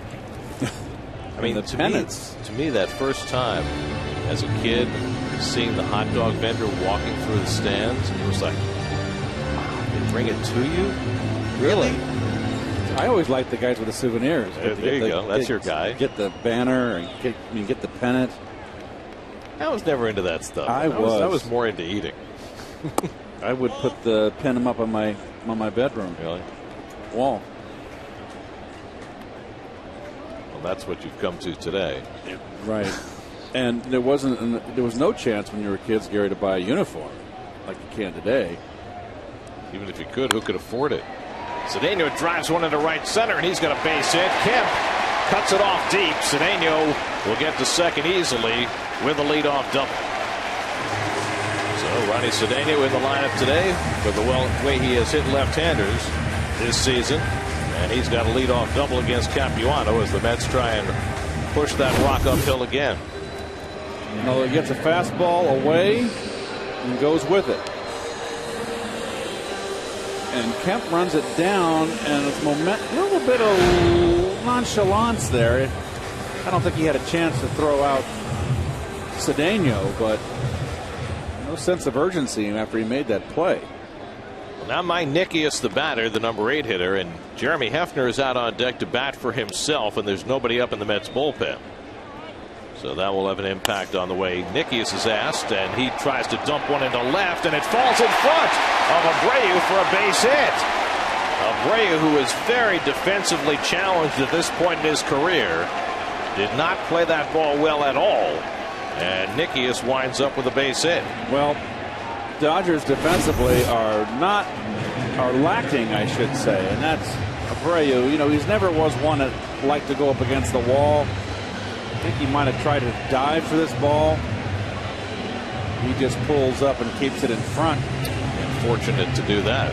And it sets up Hefner now to hit and also to sacrifice bunt. So Nickius snaps an 0 for 12 with that base hit. Hefner's got a base hit. In fact, he has a home run. His only big league hit. But you would expect him to try to punt Nickius to second base.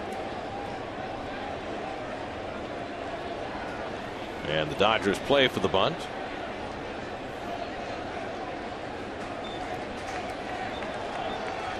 Now Uribe flashing the signs to the infield on how they want to play the bunt.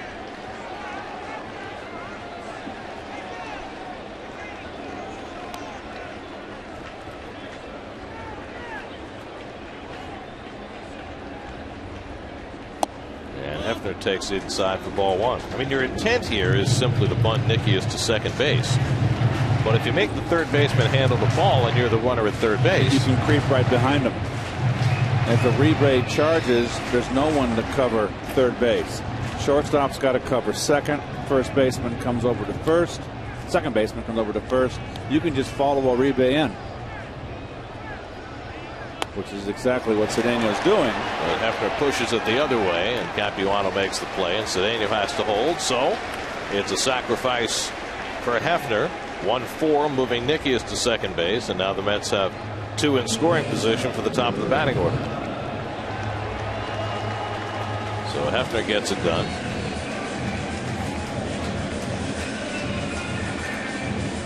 And now Tejada will step in.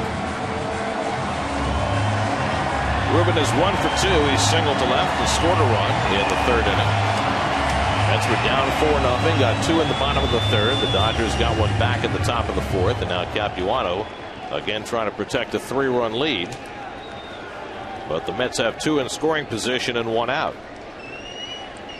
293 with runners in scoring position and 41 at bats for Ruben.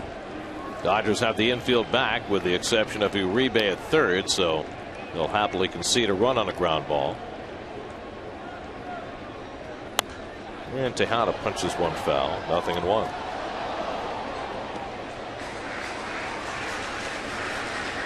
Andres Torres waits on deck. Well, I'll tell you what, the Dodger outfield is deep. I mean, Abreu, because he's challenged out there and left. But Kemp is playing a deep center field on Tejada. And Ethier in right is, I think, way too deep.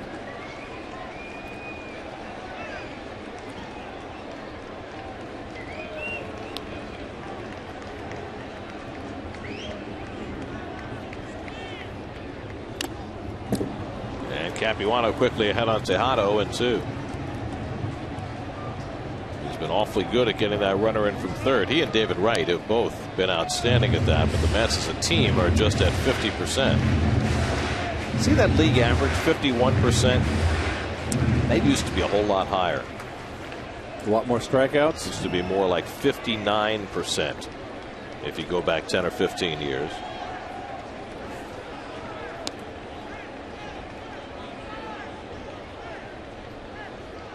Now Capuano's 0-2 and Tejada takes inside. And we've talked about it a lot. The emphasis in the game has changed somewhat. Situational hitting's taken a back seat to guys who have one plan at the plate. That's the long ball. You don't see a lot of hitters adjusting, being able to adjust to a situation where a sacrifice fly. They just swinging for the downs.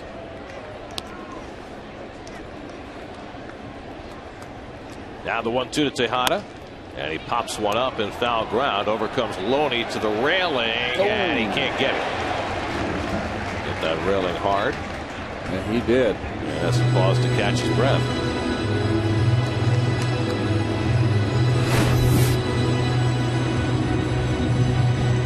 Just out of his. Oh, I got him in the ribs.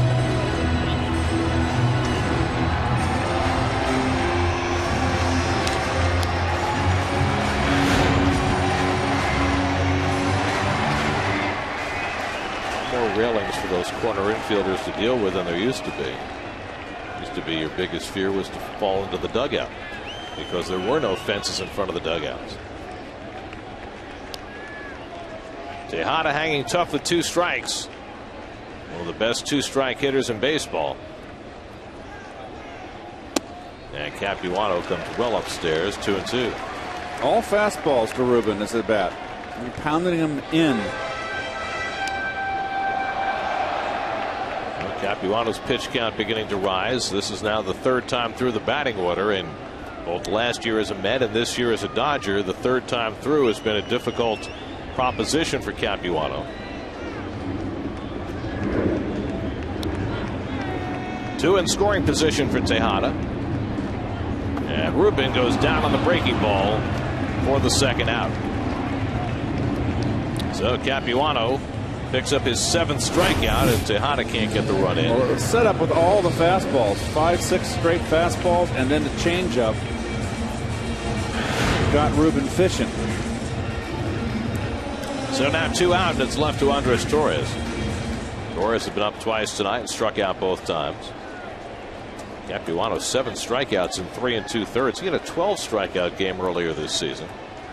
Last year as a Met, he had a 13 strikeout game. And Torres slices one foul. He's came into the game with 118 innings pitched and 103 strikeouts.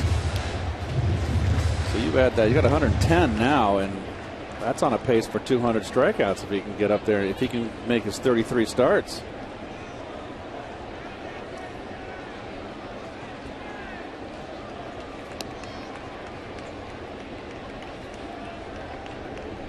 Torres hits one, snagged by Capuano. Side retired. That ball appeared ticketed for center field. Could have been 2 runs, but Capuano with a quick glove to get through the inning unscathed.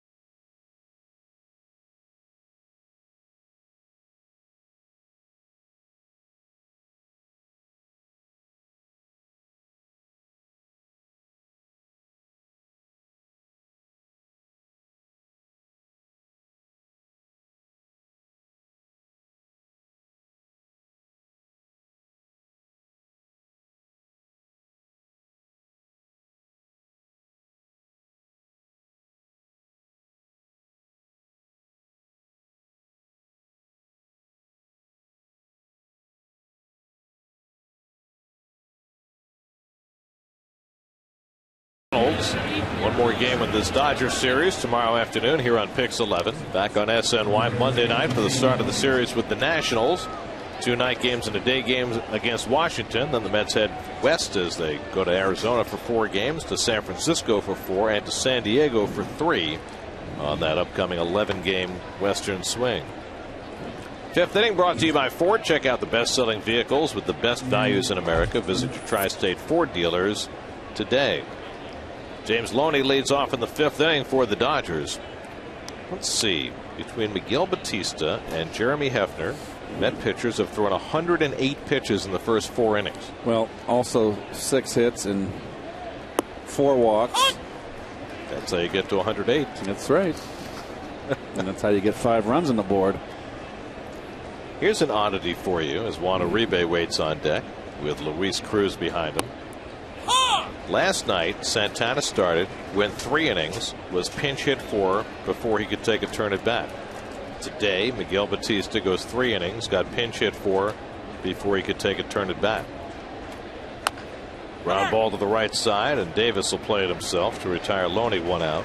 The last time in a game with National League rules, so obviously not a game with the DH, that Met pitchers went back-to-back games without coming to the plate. June of 1983, shortly after your arrival, June 23rd and 24th of 1983. You remember it well, I'm sure. Been a homestand. Ed Lynch and Craig Swan, back-to-back games, did not get a turn at bat. So it's been 29 years since that happened.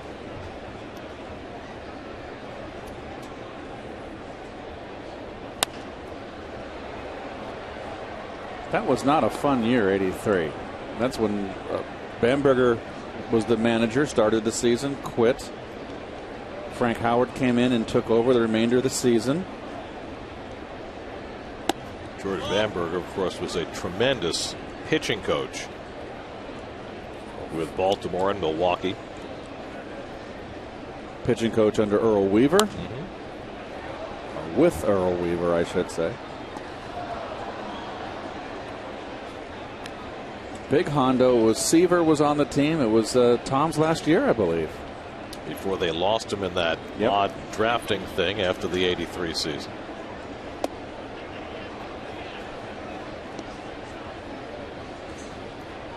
3-2 to Uribe, who's got a walk and a 2-run double today. Luis Cruz, the on-deck batter.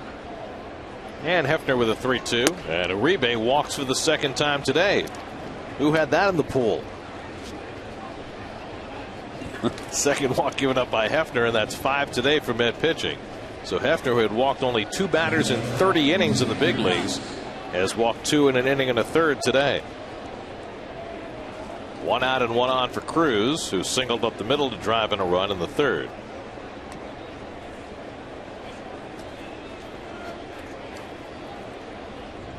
Why did George Bamberger walk away anyway? I don't know. He was gone when I came over, and Frank was the manager. Just decided it was time to go fishing? Maybe he felt the Mets were hopeless that year. Because we were. Well, now, I know, having been around him, how relentlessly upbeat Frank Howard is. So when you came over in '83 and you saw Frank for the first time, was he upbeat and optimistic with you? Yes, he was. And Frank would get out there and throw BP. He was a hard worker, Frank. Curveball to Cruz has popped up. Ike with the glasses down puts it away for the second out. Bobby Valentine was the third base coach. I'm not sure. I don't think Buddy was there then. Bill Monbouquet was the pitching coach. That's hard for me to recall because that's the year I want to forget, that '83 year. Maybe you've remembered enough already.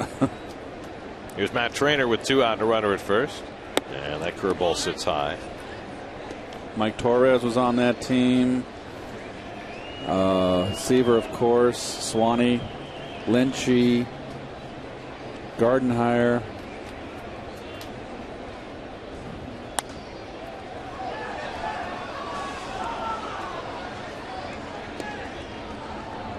George Foster there?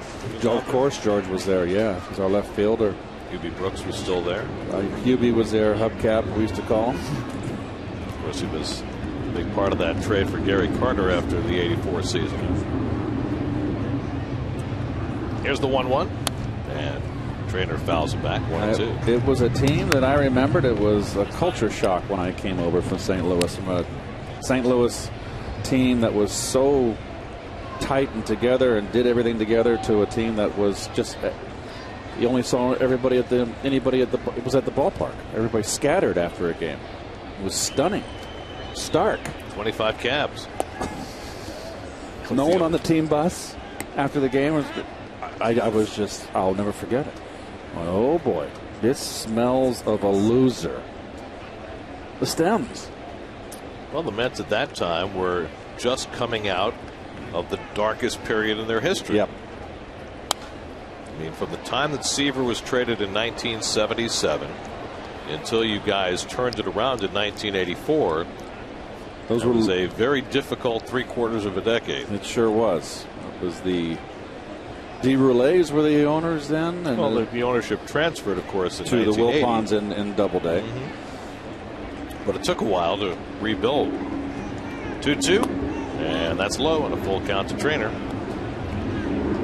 But they did not squander, Frank Cashin and the organization did not squander their high draft picks.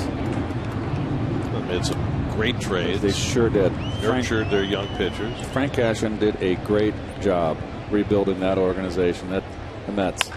Trainer hits it hard right over the bag, and that's a fair ball. It hits the tarp. Uribe to third. He's being waved around as the shortstop Tejada has to go out and get the ball, and Uribe scores easily on the double by Trainer. Now, once that ball hit the tarp, third base coach Tim Wallach realized that Uribe was going to be able to score all the way from first base because it bounced into no man's land where Bay and Tejada couldn't get to it. Well, number one, the ball hit the end of the bat and not hit hard. And David was playing way in the hole. So it kind of gets eaten up by the grass. It's a slow mover, and then so it doesn't really kick off hard off the tarp. And that makes it an automatic right there. And nothing you can do about that. Capuano grounds one to the right side. Cedeno makes the play, but the Dodgers add a run. Again, a walk hurts Hefner. Trainer drives him in. 6-2. We're halfway through at Citi Field.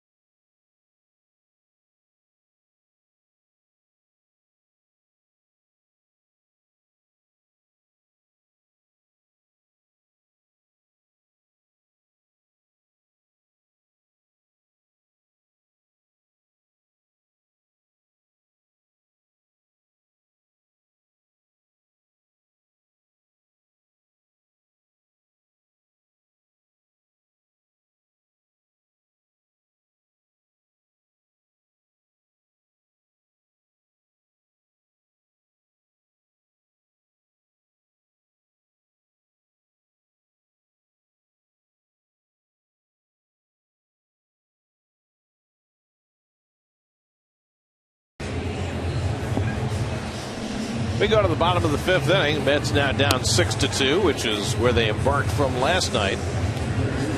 As they kept on trying to get closer, Dodgers kept on tacking on, and the Mets wound up falling 7-6.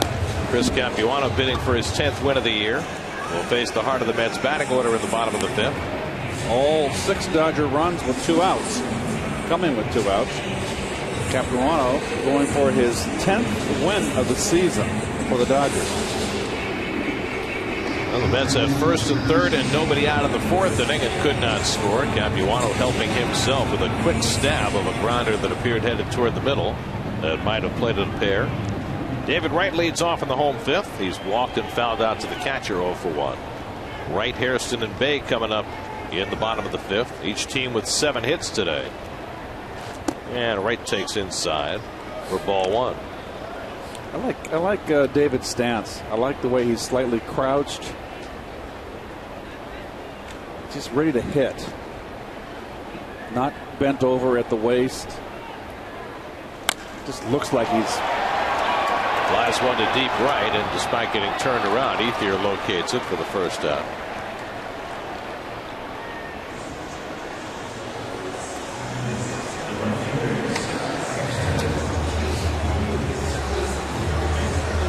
Here's Scott Hairston. Hairston hit a pop fly single that fell in to drive in the first Met run of the day. He's 1 for 2.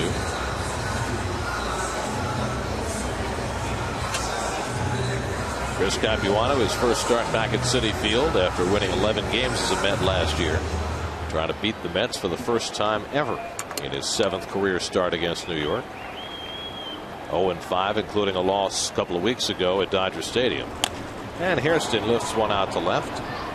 Abreu finds it, catches it, 2 out. So on 3 pitches, Capuano has 2 outs. Well, the last 2 innings he's had to work. Gave up the 2 runs, faced 7 batters in the 3rd, and then really had to struggle out of that 2nd and 3rd 1-out jam last inning. So he needs a quick one here. We'll face Jason Bay with 2 out and nobody on. Probably goes without saying. 1, 2, 3 innings have been hard to come by today. Miguel Batista had 1, and that's the only one. Bay singled in a run in the 3rd inning, grounding one through the left side hole. He's 1 for 2. Ike Davis would be next. And Bay pops one up. And in shallow left field, Abreu ambles in and gets there in time to put it away. 5-pitch inning for Chris Capuano as the Mets go down 1-2-3. It's 6-2 LA.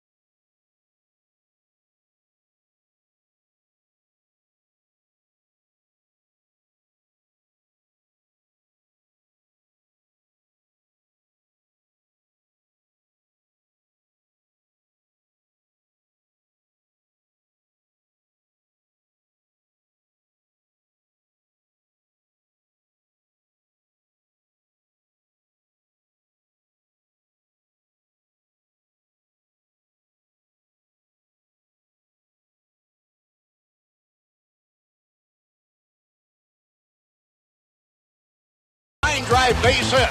Going into right center field. Jeffries around third is scoring. Hershiser was gone. And for the Dodgers, so was the game. Short center field. Coming quickly. Shelby diving. Can't get it. Here's the throw coming to the plate. A collision at the plate. The run is in. Mets have the lead. Mets have the lead. You didn't want to get hit by Kevin McGreynolds. No. Trust me. You didn't want to get hit by Kevin McGreynolds. That was a takeout right there. And Socia, the catcher, loved to block the play. He was one of the best at it. But Murph's call. That was when Murph was in his heyday. That was outstanding. Scott Hairston moves from right field to left field. Lucas Duda comes in to play right. He'll bat ninth, and Josh Edgin will pitch. Jason Bay comes out, so Edgin hits in the 5-hole. Well, Edgin was called up at the All-Star break, and boy, in that road trip at Atlanta, Washington, he pitched in 5 of the 6 games. And there's it's the bittersweet National League East Division champions. Well, we referenced the 88 LCS last night. It was, I guess, for you guys as much as for Met fans, a bitter disappointment.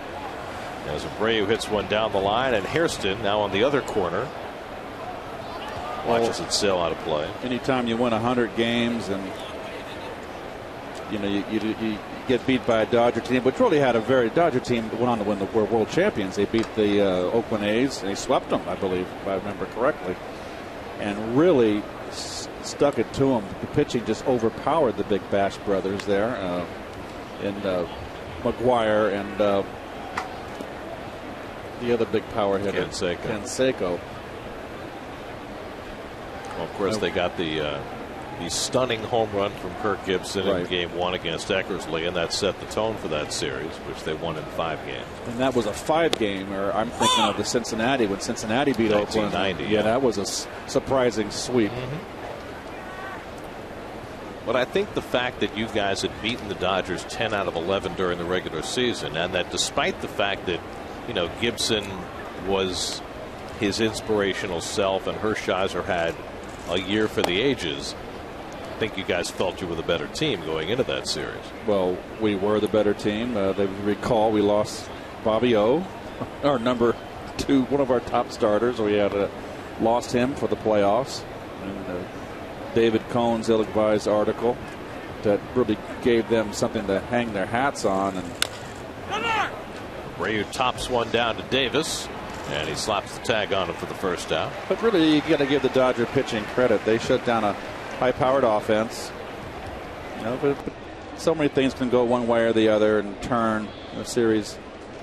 Losing the Doc with the lead in that one game in New York and losing that game in extra innings, and that was a night game, if I recall.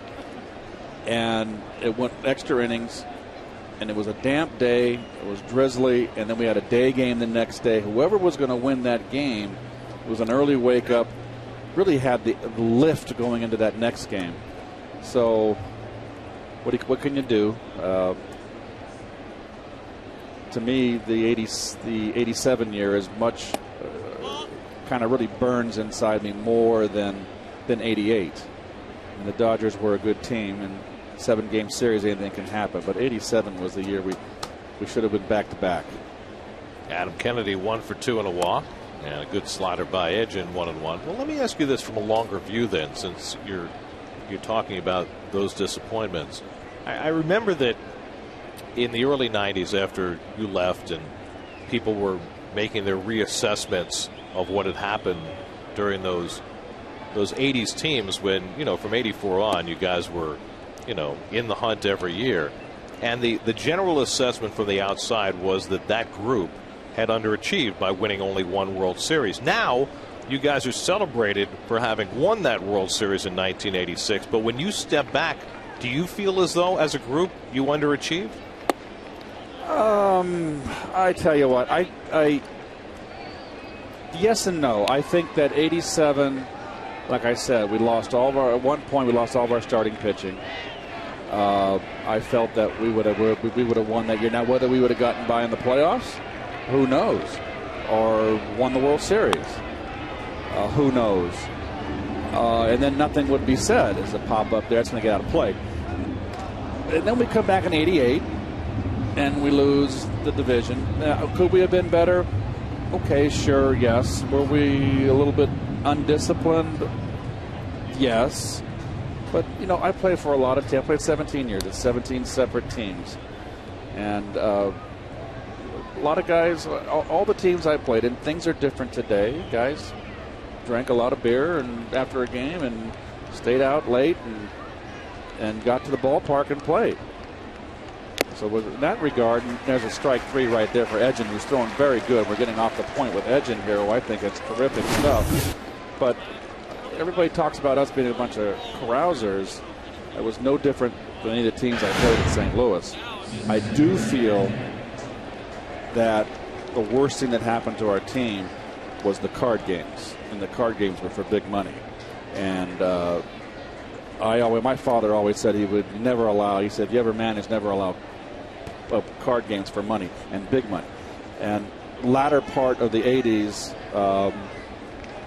there were some serious card games going on in the back of the plane for high stakes, and that's nothing unusual. It's happened before. Sure. And guys were playing cards late in the rooms, and that is a distraction. And a lot of guys were staying up late, later than you should. I mean, there's a certain hour you got to get your rest.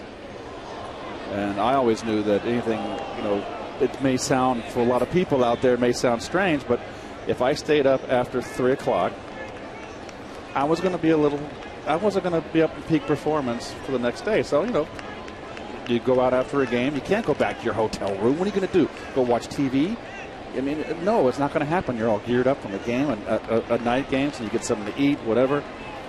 And, but there's just a certain point, your performance is more important. But I've seen a lot of guys that, their careers were shortened because they didn't discipline themselves. And what's more important, playing the game or going out having a good time? You can have a good time in the off season. You got 6 months off.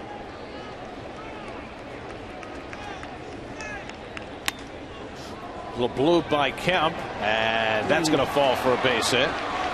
So Kemp, who had a fly ball triple that eluded Hairston his last time up, this time a little dunker into right for a 2-out hit.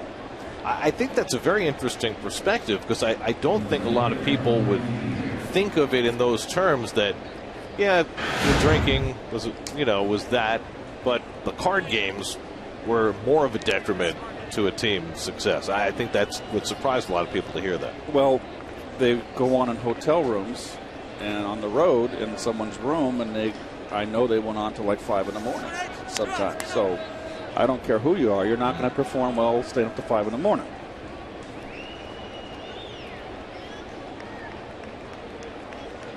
Here's Ethier with 2 out and a runner aboard. I didn't play cards. I didn't play for money. I'm not a gambler in that regard. And I like to play the hearts and spades on the plane. And you play a penny a point. That's fine. But I saw some serious glue back there on the table there. I remember going a couple times back to the restroom in the flight and going, that's not right.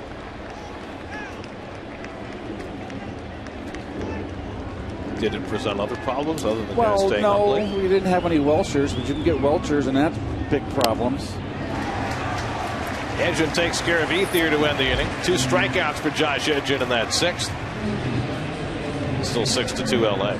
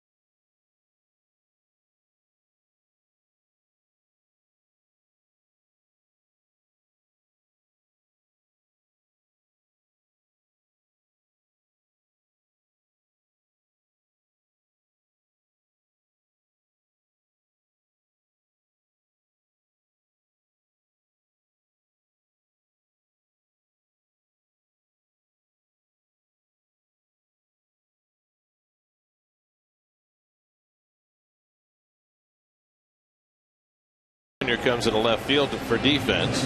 Ike Davis will lead off at the bottom of the 6th. Last time up, Ike Davis up in a key spot. Well, Ike can be stubborn, and he thought that was a ball, that pitch right there, and he took another one, and never even swung the bat. And it's identical pitches, and he's angry at the call. But you know what? The umpire's making that call consistently.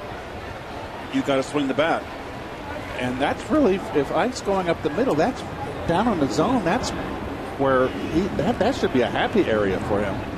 Mets had scored twice in that 3rd, had the tying runs on base before Capuano got that strikeout. The Dodgers able to add a run in each of the next 2 innings, and the Mets now down 6-2 as they bat in the 6th. Capuano coming off a 1-2-3 inning in which he threw only 5 pitches. Davis had a base hit his first time up, 1 for 2 on the day. And Ike hits a rocket down to first, and a beautiful play by Loney for the first out. Loney, who hasn't hit much, but boy, can he play defense. Well, he's always had the good glove there. And this is reaction. That's why you get the left-hander. It's not a backhand when you're a lefty. Very nice play. That was a rip, too, boy.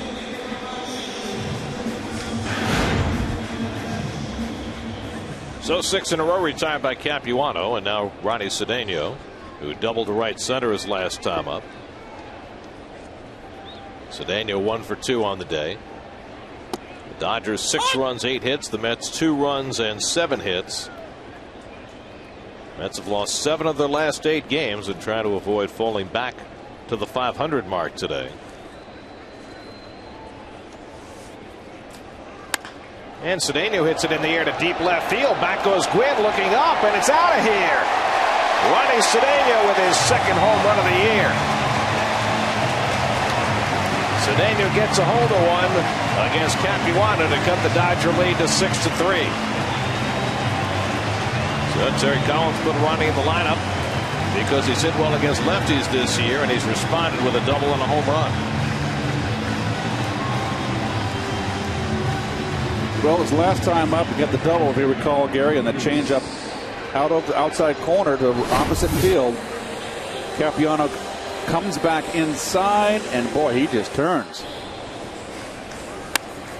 So didn't get it in enough, and Cedeno very quick with the good bat speed. So Ronnie with his second home run of the year, tying his total from last year with the Pirates.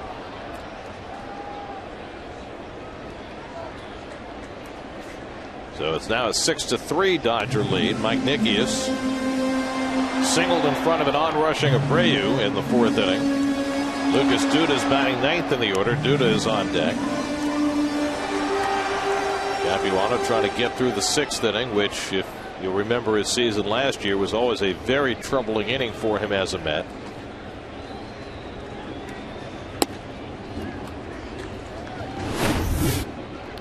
Well, you can see the little toe tap, quick take back, beautiful balance. It's just all about the bat speed. They call it squaring up today for all the I can be contemporary. Nickies pops one up, and Loney's shading his eyes. Has it for the second out. Well, let me ask you this. Watching Cedeno from the side there, here's a guy who doesn't have a whole lot of power. Doesn't lift his foot really. He's basically flat-footed. How do you then get the weight transfer to be able to generate that much power? Well,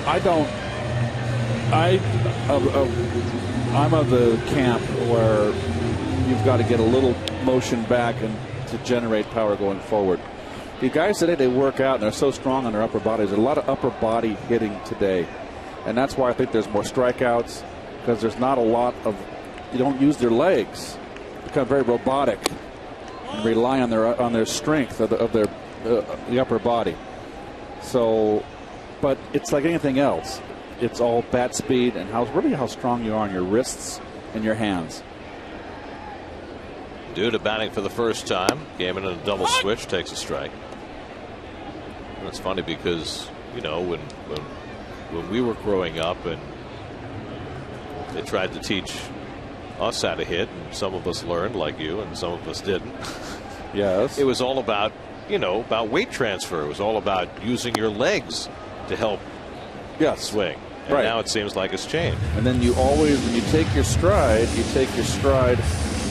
on the balls of your feet, but on the inner half of your body, your arch half of the length of your foot, excuse me.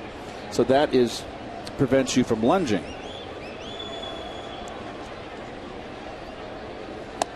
And it was always the big, tall, skinny guys like Dave Kingman who were widespread with their feet like they are today that hardly took a stride because they were wiry. Had the wiry body. Kingman was so strong. Well, Darrell had that kind of body, but he had the big leg kick and stride. Yes, he did. Duda goes down swinging. 8 strikeouts now for Capuano. Let's get a little closer as Ronnie Cedeno gets a hold of one. Second home run of the year for Cedeno. We head to the 7th at Citi Field. It's 6-3 LA.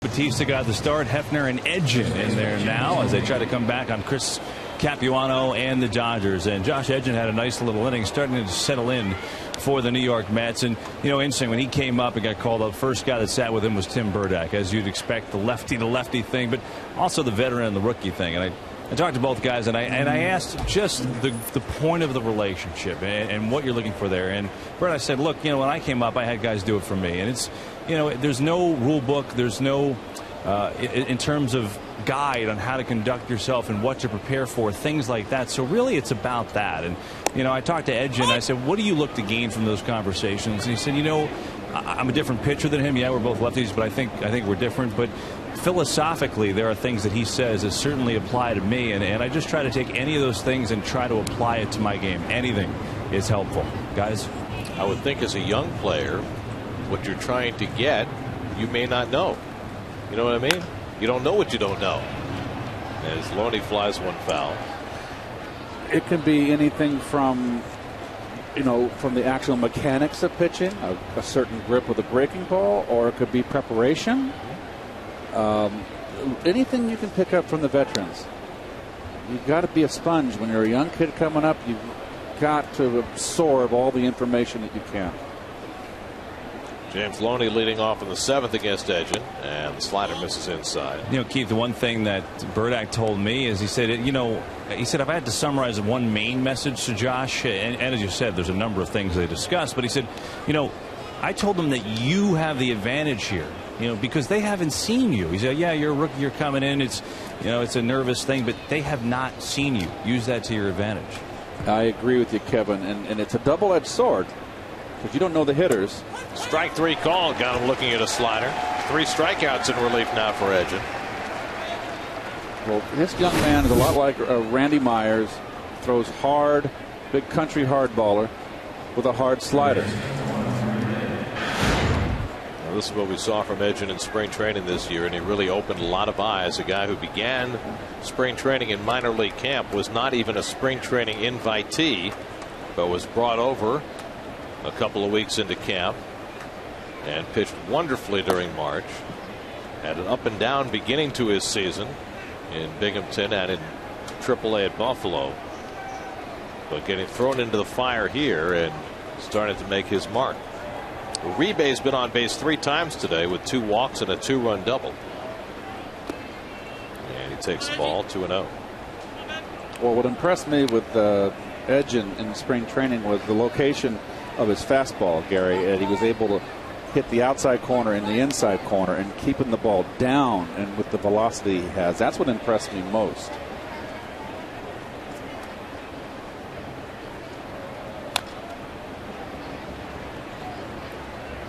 Well, we're 10 days from the trading deadline, and the wheels have begun to spin a little bit. Yesterday, the Astros and Blue Jays made a 10-player deal. And today, the Astros picked up a couple more prospects as they dealt Brett Myers to the Chicago White Sox.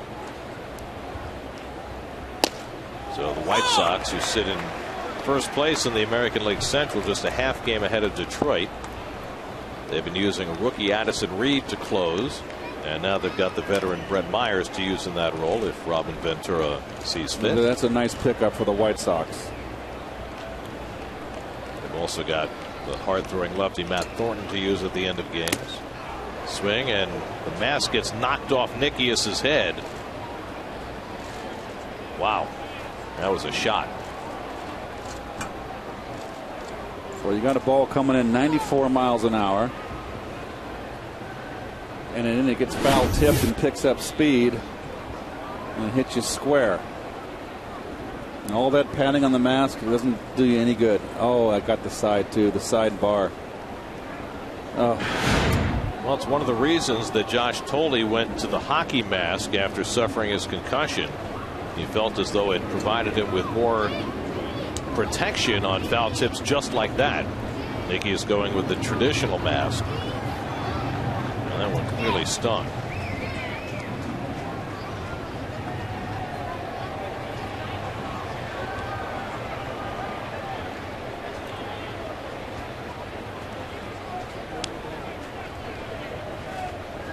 There's that hockey-style mask that Josh has been wearing. Now it's 2-2 to Uribe, and he hits the ground ball to short, and Tejada scoops it up. 2 out. You know, Gary, you're talking about the trade deadline, and the other day in Washington we had a long discussion about who could help the Mets in their system right now. We talked a lot about Mejia. You brought up Jerez Familia, a guy that's pitched well his last 3 starts, and can he come up now? And I got the hints from Mets people that it's possible he could come up soon. Sandy Alderson today was around, and I asked him, can we see him right now? And he said, at this moment, no. But, depending on what happens with Johan and how we reshuffle the deck, we may have to look at that as kind of the dominoes fall and who fits in where. As far as Familia, would it be beneficial to expose him to MLB right now? Possibly. But, if we were to bring him up, it would be solely on his development process. They just don't want to lay it on him to be the savior of the bullpen at this point. And that seems to be the mantra that they are sticking to, that the way that they treat these young pitchers who they value so highly will not be dependent on the Mets' immediate need. Now, in the case of Harvey, it would appear, barring some really horrible start for him tonight, that he's going to be the guy to come up and take one spot in the Mets rotation. I mean, I would be shocked if Harvey doesn't come up and start, say, Thursday in Arizona. I mean, they're going to need to start a Wednesday. They're going to need to start a Thursday. Figure either Hefner or Batista pitches one of those games and Harvey pitches the other. Here's the 2-1. But I think that, even if Harvey is not completely ready, they're at least satisfied that his development is far enough along at this point to push him into that role. And you never know. You might just catch lightning in a bottle. Edging behind on Cruz, 3-1. And he walked him. First walk given up by Edgin. That's 6 today for Met pitchers.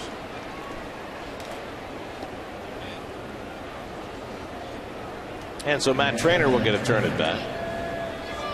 Trainer doubled in a run his last time up.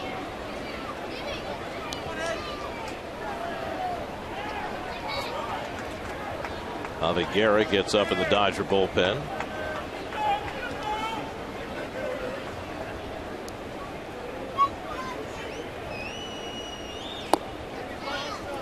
Chris Capuano is due up next, and Juan Rivera has come out on deck to pinch hit. So Capuano apparently done after 6 innings.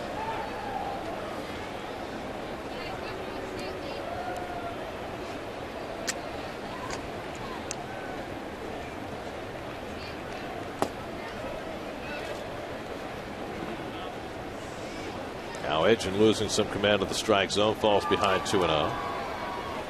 Capuano, a long inning here, stretching a little bit. He doesn't look like he's done, does he? Nope. He's ready. He's strong. Ready to go another if they need him. Might depend on what Trainer does here. Capuano's only thrown 84 pitches in 6 innings.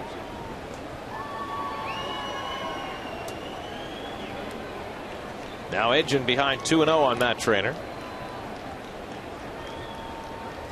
And a ground ball for Tejada. Nice easy hop. And the side retired. So 2 scoreless innings for Josh Edgin in relief. That sends us to the 7th inning stretch. 6-3 LA.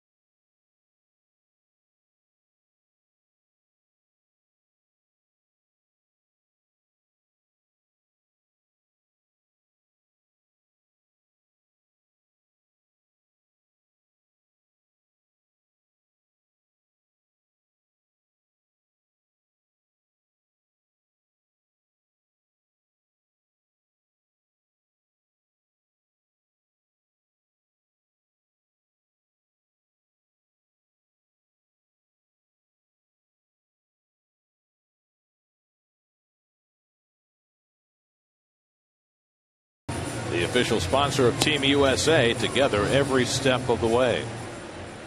Beautiful day in New York, and Citi Field housing the apple. There it goes. Bye-bye. Retired numbers out behind the Party City deck. New addition to the ballpark this year, shortening up that left field fence. The iconic Pepsi sign. Very nice. We'll be up there in a couple of weeks. I'm looking forward to that. Pepsi porch trip of the year. I enjoy broadcasting from there. I really enjoyed the upper tank at Shea Stadium we did behind home plate. Can't do that anymore. Every time we've done it, yeah, that's true. Every time we've been out of the booth, it's been lovely weather. We've been fortunate that way, haven't we? Yes, we have. Fourth time around the batting order, Ruben Tejada takes a curveball for a strike from Capuano, who's still out there chucking as we go to the seventh. Mets down 6-3. Tejada 1 for 3 on the day. You know, it's really hard to catch a ball that way.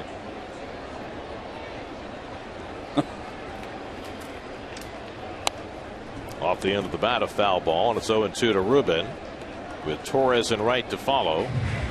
Dodger bullpen staying busy in case Capuano needs help in the seventh.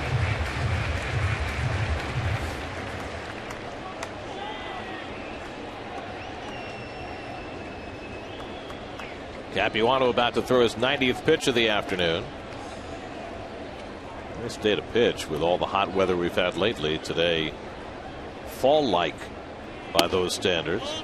A ball and 2 strikes to Tejada. John Tolleson, who pitched in relief last night for the Dodgers, gets up. Tolleson gave up a 2-run homer to Valdespin in the game last night.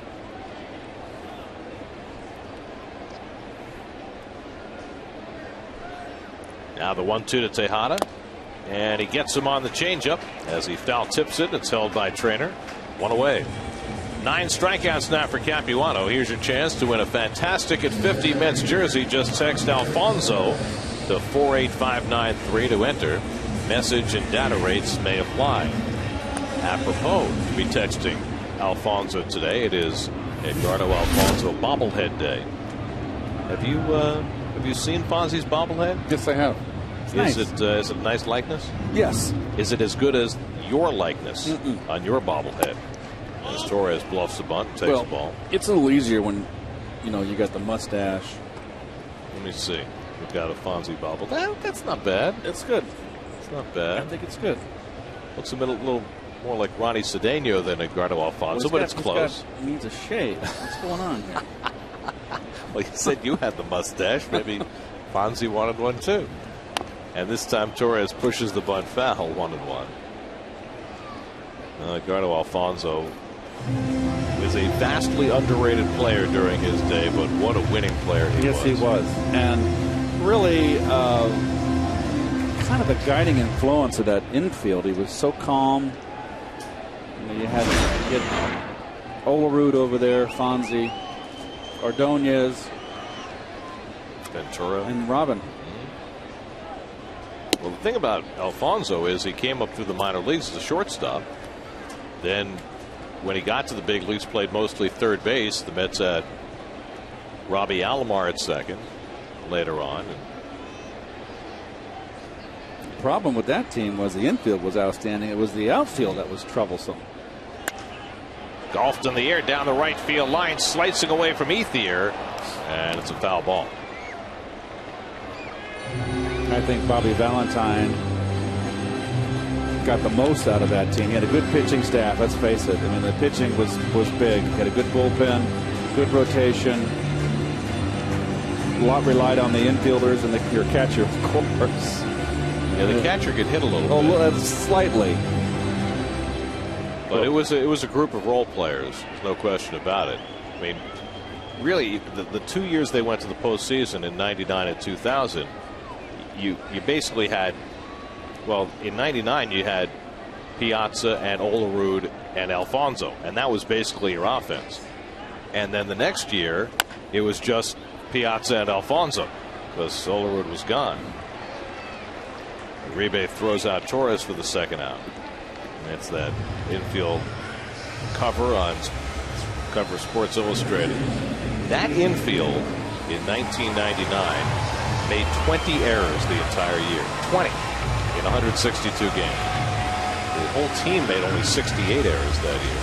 That was quite a pickup getting Ventura, too. That was a surprise going out of the league. Robin had played all those years with the White Sox. And he came here and had some fine seasons. And he provided a lot of glue as well. Yeah, he did. And he also provided some personality. And he was coming from a different, he was a character. David Wright fouls one back. David's 0 for 2 in a walk today, 0 for 5 in this series so far.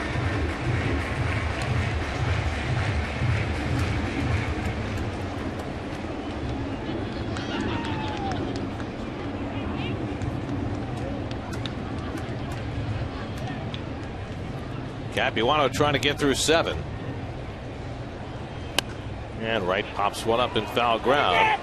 Loney coming over. He'll have room. And that retires the side.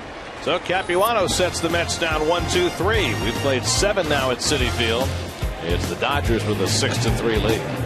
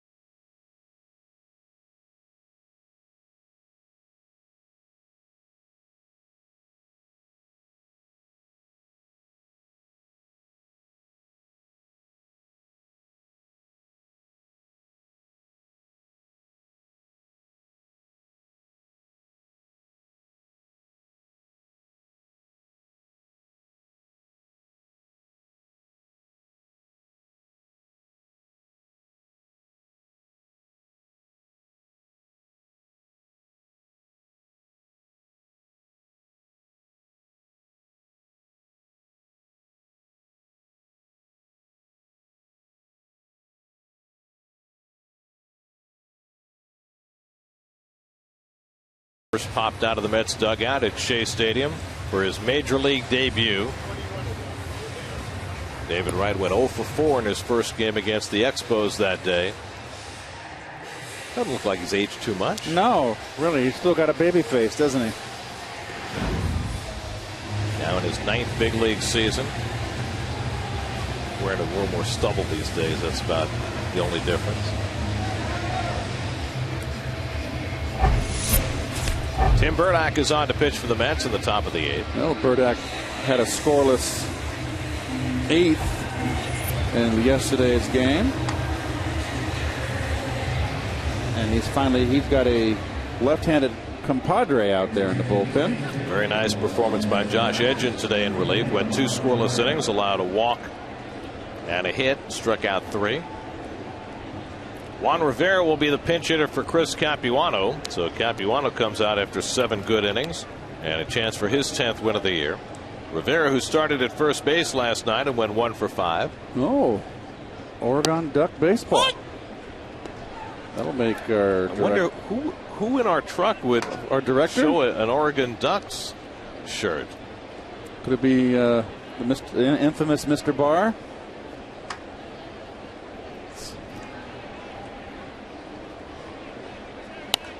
Don't get Dan Barr started because, you know, the Oakland A's are having a good year too. And that gets him all excited. Tony Gwynn Jr. on deck, and then Adam Kennedy for the Dodgers in the 8th.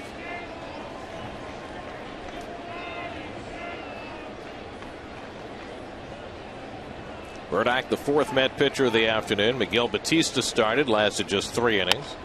And a little fister into shallow right that'll fall for a base hit. So a jam shot for Rivera for a leadoff single. New York Mets baseball is brought to you by Sony Pictures Total Recall, in theaters August 3rd.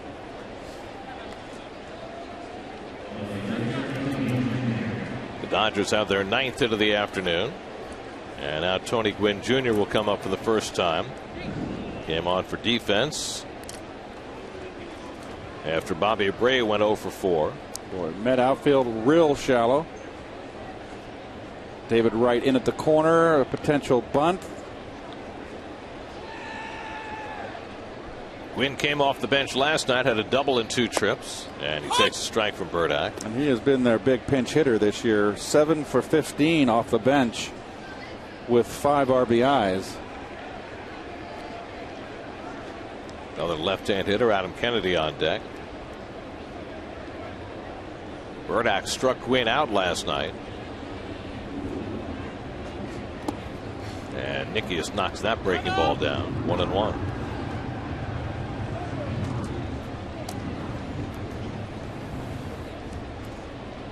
Well, Chipper Jones just hit a 2-run homer in the top of the 9th for the Braves. They now lead the Nats 4-0. But the big story in that game is that Ben Sheets, who threw 6 scoreless innings against the Mets last week, threw another 6 scoreless innings for the Braves today. And they seem to have found themselves quite the bargain basement pickup in Mr. Sheets. And they will, if they hang on and win this ball game, they will be a game and a half behind the Nationals, and they've got a second. It's a doubleheader today. Yep, day-night doubleheader.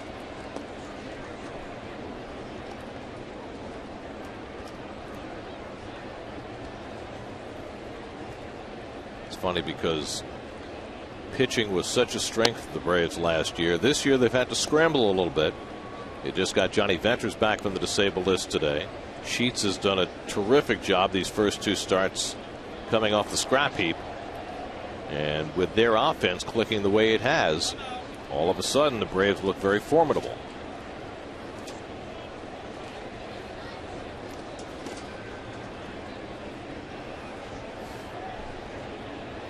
Two to Gwynn, and that just misses outside. A fastball, 3-2. I think the pitching matchup for the night game is going to be Delgado and John Lannan. Yeah, Lannon's going to make his first start of the year for the Nats. Relegated to the minors all year, and he has really struggled. So Jackson threw this game, the first one? Swing and miss for the strikeout and the throw him out. Double play, 2-man down. Rivera moving on the pitch. Nikias guns him down as Gwynn strikes out. 2 out and nobody on. Well, good throw from Nikias. Slider, strike 3. No wasted motion. Perfect throw. Dead as a doornail. If he tagged him, which I'm not sure he did. So 2 out and nobody on. And now Adam Kennedy.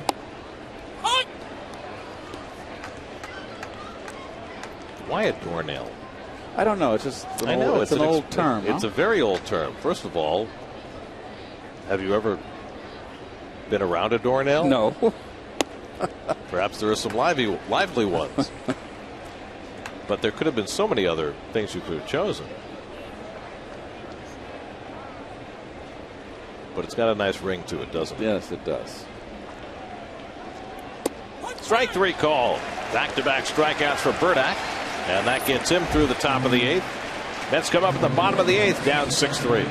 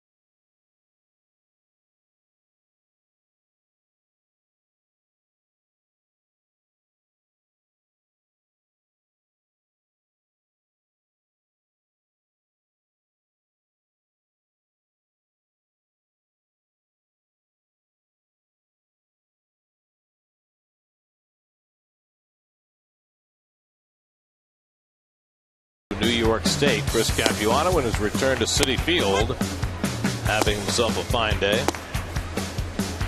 Well, 7 innings, 8 hits, 9 strikeouts, only 1 walk, and that walk was issued in the first inning. And we always knew that Capuano was a control pitcher, and he's a real battler, and he's having a terrific year. If Dodgers can hang on, he's got his 10th victory. He's out after 7. Ronald Belisario, who looked very impressive last night, will come on to pitch the 8th. Well, the sinker ball pitcher, Belisario, came in and threw a very, very clean and tidy 8th inning last night. Just give up, well, not clean, give up 1 hit, 1 strikeout. Scott Hairston will lead off at the bottom of the 8th. Daniel Murphy on deck to pinch it for the pitcher.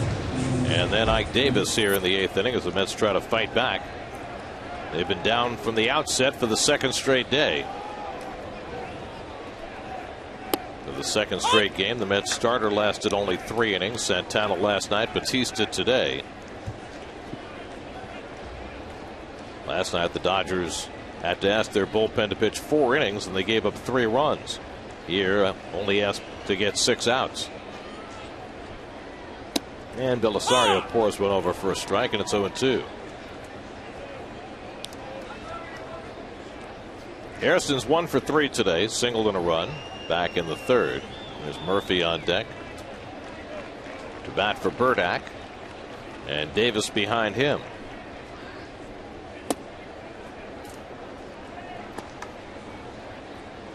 By the way, I want you to know this is the first time I've kept score. I emulated you. What does that mean? I used red pen ink on my scorecard today. For the first time, I like it. Why did you decide to change? Because I admire you.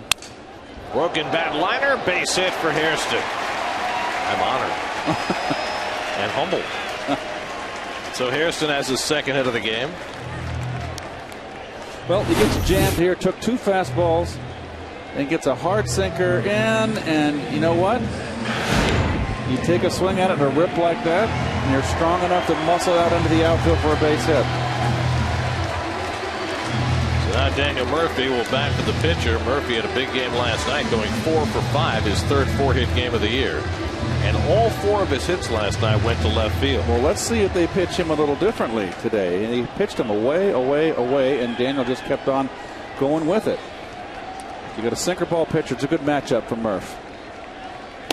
And he takes inside corner for a strike, 0-1. When Murphy picked up 4 opposite field hits last night, he became the first Met to do that since David Wright back in 2006. Of 4 hits, all to the opposite field.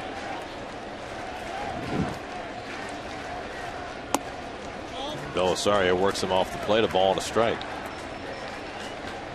It's very interesting. Murphy has done lately, playing mostly against right-handers now. And a left-handed, pretty much all left-handed bench today for the Mets. And only Turner from the right side. Driving toward the gap in right center field. That'll settle down for an extra base hit. On his way to 3rd is Hairston. He's being waved around. Heading for 3rd now is Murphy, and he'll make it easily with a stand-up triple. And that cuts the Dodger lead to 6-4. So Murphy picking up right where he left off last night. This time going to right center for a 3-base hit. Well, only one left-hander in the bullpen for Don Mattingly, and that's Scott Elbert. And he stays with his right-handers here. It's a sinker that didn't sink, and Murph covers it nicely.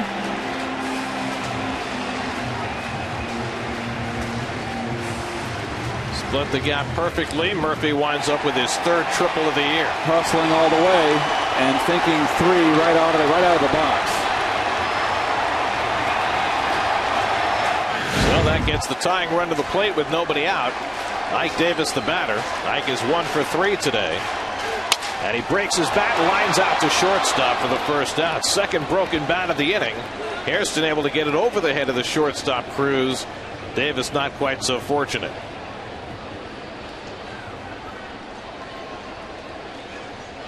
So now 1 away. Sinker away off the end of the bat. And you got to know they're going to run for a sinker. They want a ground ball. The Mets are going to pinch hit here with Kirk Neuenhuis. You've got to pick up this run at third. Neuenhuis batting for Cedeno. Cedeno hit a home run his last time up and had a double earlier in the game, but with the right-hander in the game, Terry goes to Neuenhuis. Problem here, Neuenhuis, a high strikeout guy in a spot where you got to put it in play, and he fouls it back, 0-1. Kirk's numbers have tailed off mightily since his hot start with the Mets. Hit .325 in April, .263 in May, .238 in June, and he's hitting .095 in July. So it's going backwards for Kirk. Trying to pick up Murphy from third with one out, and he takes outside, a ball and a strike. Neuenhuis with 89 strikeouts and 265 at bats, and we told you earlier, R.A. Dickey available in the bullpen today, and he may just be getting in his work now, or he may be getting ready to come in the game. We'll see.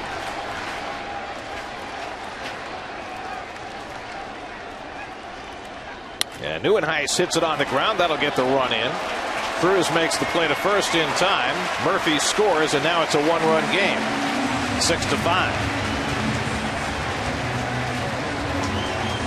So Neuenhuis able to make contact and drive in his 28th run of the year. So this ball game is shaping up pretty much like it did last night. The Mets falling behind, coming from behind. Now Josh Tolley will bat for Mike Nickias.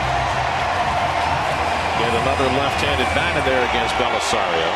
Number Lucas Duda's hitting in the 9-hole as Tolley hits for Nickias in the 8th spot, and he takes a fastball for a strike. So the Mets have now used everybody on the bench with the exception of Justin Turner. They've got the left-hander Elbert up in the bullpen now, and if Tolley gets on, they might bring him in to face Duda. And Tolley bounces it weakly on the right side for Kennedy to handle, and that retires the side. But the Mets get closer with 2 runs. Murphy with the big triple at 6-5 LA after 8.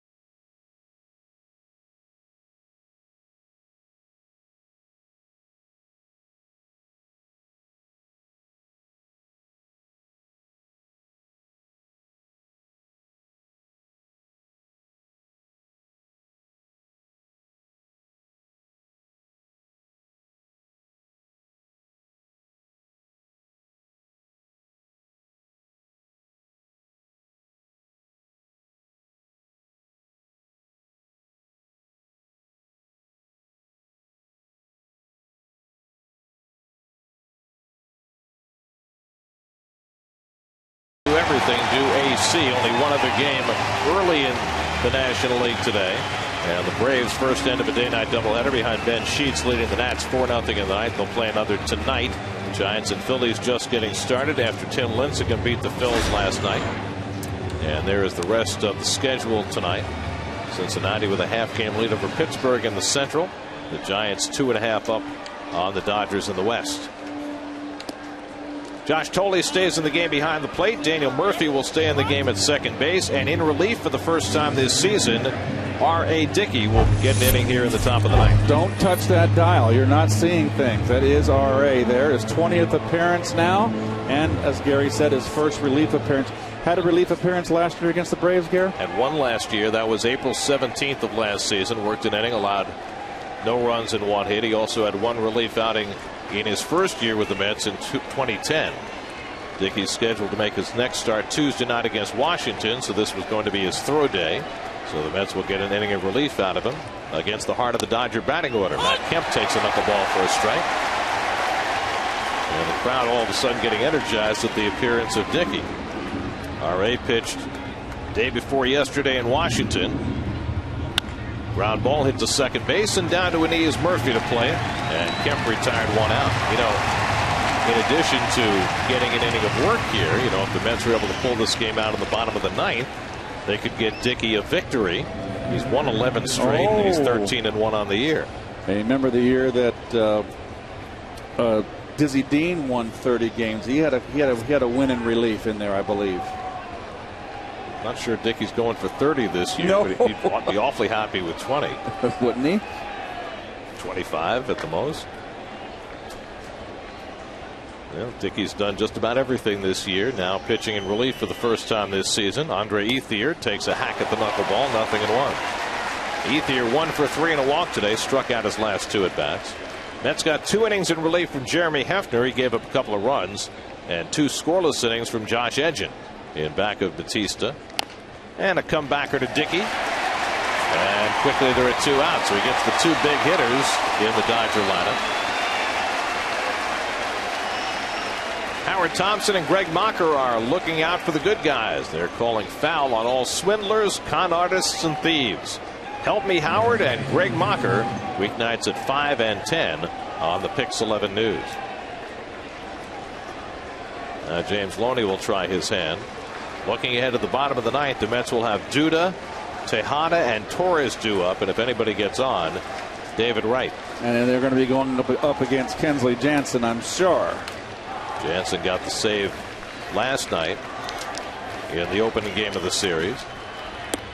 And a knuckleball for a strike to Loney. Well, Dickey struggled with his knuckleball in his last outing in Washington. He's had a good one in this inning of relief so far. And he throws the hard knuckleball inside, 1-1.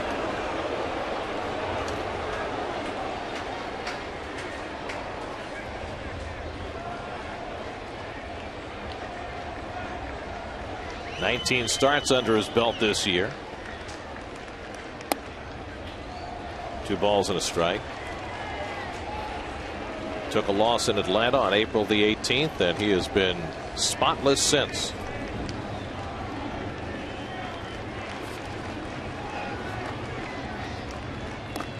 And that one floats in for a strike.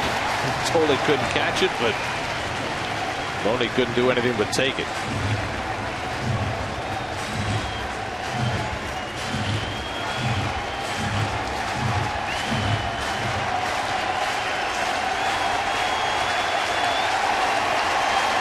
Dickey with a 2-2. Little flare out behind second. Tejada won't get there, and it drops for a hit. So Loney with a bloop single, and the Dodgers have a 2-out base runner against Dickey. And that'll get Juan Uribe to the plate. Well, there's the grip of the knuckleball. Didn't do much, did it?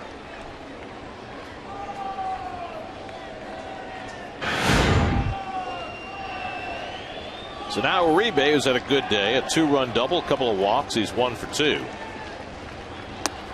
And he takes it high. You know how hard Uribe swings the bat. You would think he'd be the perfect victim for Dickey. Luis Cruz on deck, and there's that big cut by Uribe, 1-1. One of the theories on hitting the knuckleball is swing as hard as you can just in case you run into it.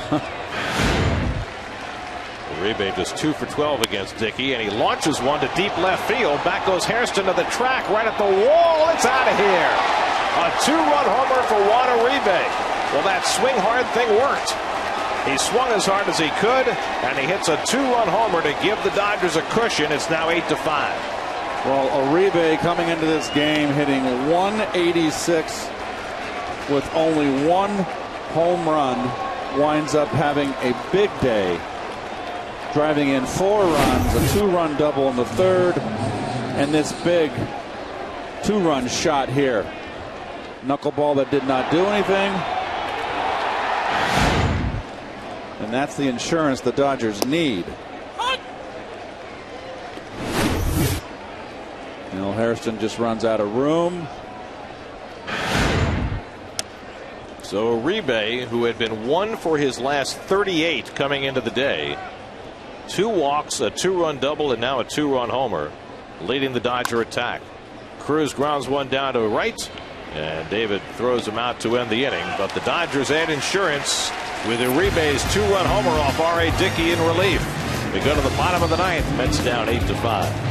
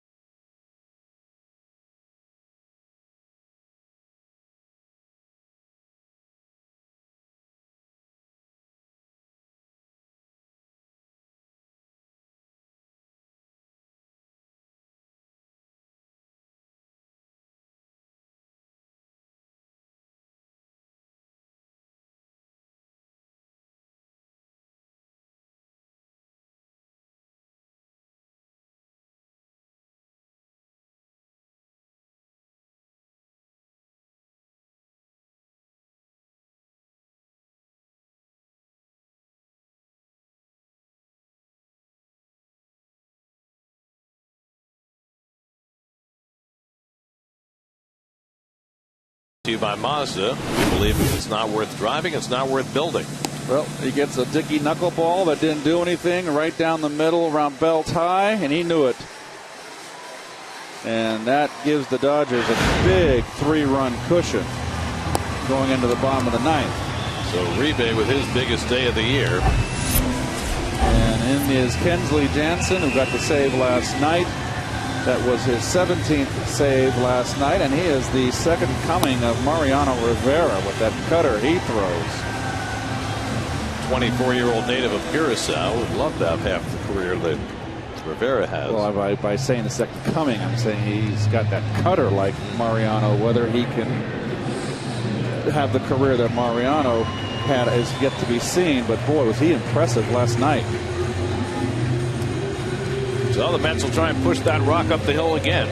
They got closer with 2 runs in the 8th inning. Uribe's home run opens up a 3-run lead again. Duda, Tejada, and Torres up for the Mets in the bottom of the 9th. David Wright would be due up 4th in the inning. Duda up for the second time. Came in a double switch. Struck out and is only at bat in the 6th.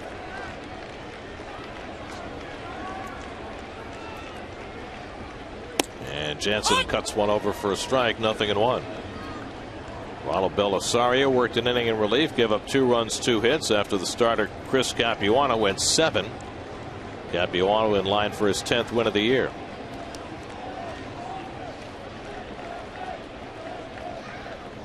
And Duda shatters his bat, pops it up, and in comes Loney in foul ground to grab it for the first out.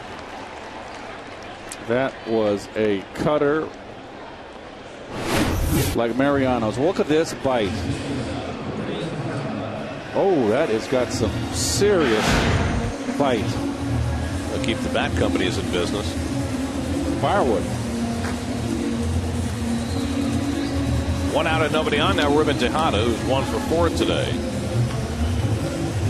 Well, the Mets, if they do not rally in the 9th inning, will lose for the 8th time in their last 9 games. and would fall to 500 for the first time since they were 13-13 back on May the 4th.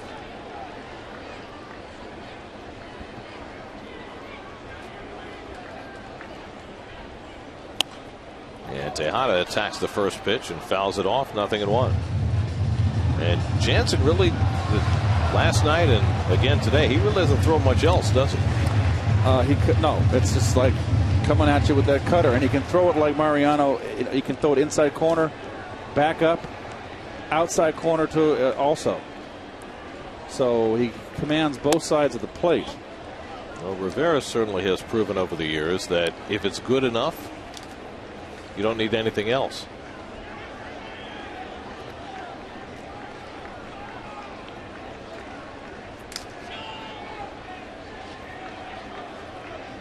One and one to Tejada with Torres on deck, and Rubin skies one out to center, and Kemp is right there waiting, and that's the second out. So Jansen's retired the first two, and the Mets are down to their final out of the day with Andres Torres coming up. Torres 0 for 4 today and 0 for 8 in this series after a very good road trip to start the second half. Jansen, who got his first career save against the Mets 2 years ago, 1 out away from notching his second in 2 days.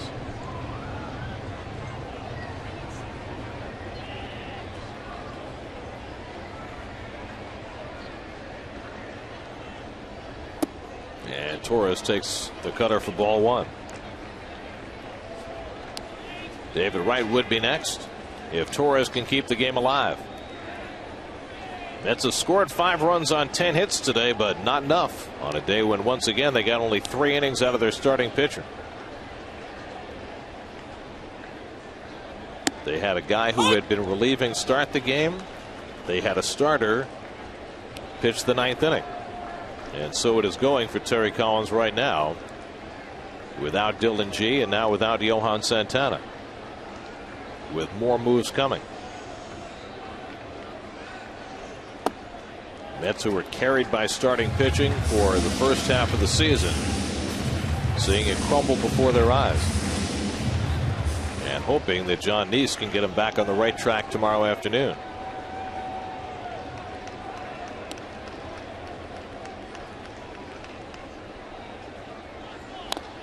And Torres fouls it off, and now the Mets are down to their last strike.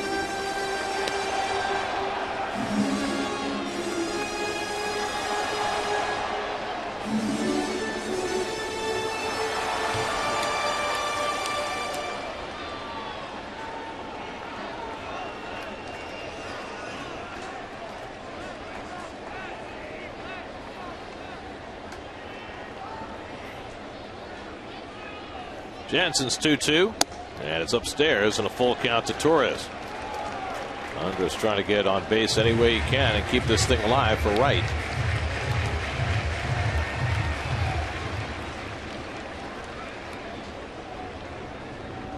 Well, the one thing in favor of the Dodgers is that 2-run homer off Uribe's bat. Wright can't beat him. 3-2, and Torres pulls one just foul.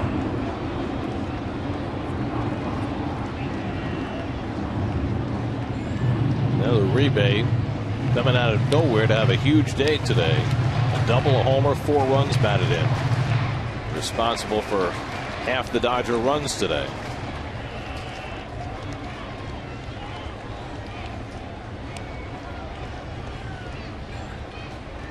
Again, the 3-2, and Torres watches high, ball 4, and he's aboard. So the Mets are alive. Now they need one more base runner to get the tying run to the plate. And David Wright coming up. David's still looking for his first hit in this series. He's gone 0 for 3 today. Hit the ball in the air 3 times.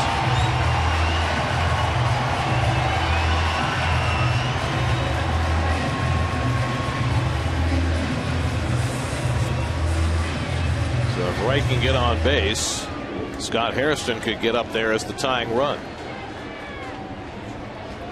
Torres not being held on as Loney plays behind him for fielding depth.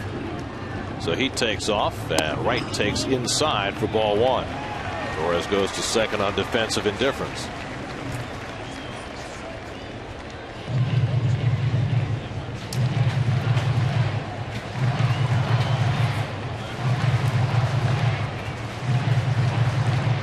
That's trying to get it to Hairston.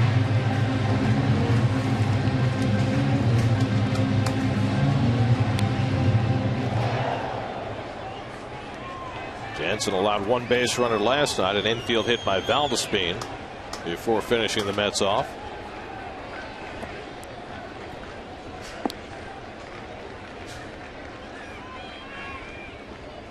And Wright takes up and in, and just like that, Jansen's behind 2-0.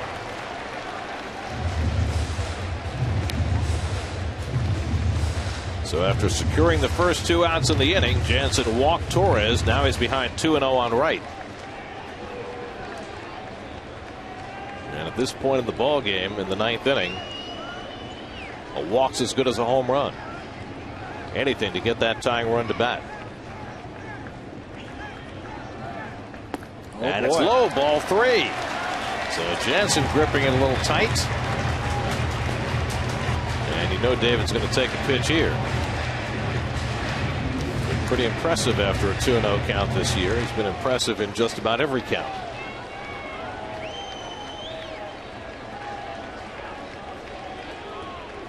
That's another base runner to have a chance. Jansen behind 3-0. And Wright takes a strike.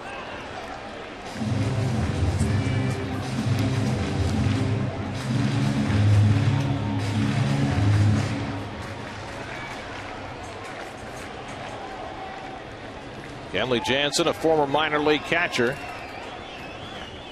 deals the 3-1. And it's inside, ball 4, and the Mets will get the tying run to bat. How about that?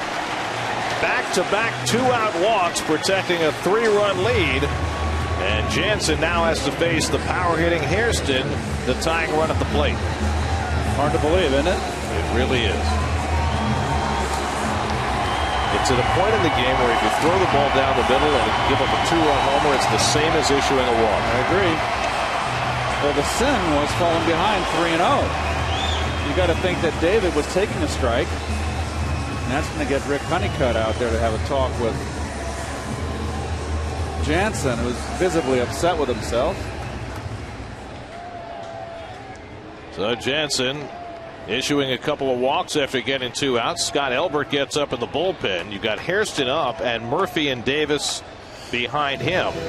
So it could well be that if Jansen doesn't get Hairston, we might see the left-hander come in the game. Bobby Parnell now hoping that somehow the Mets can get this game to the 10th inning.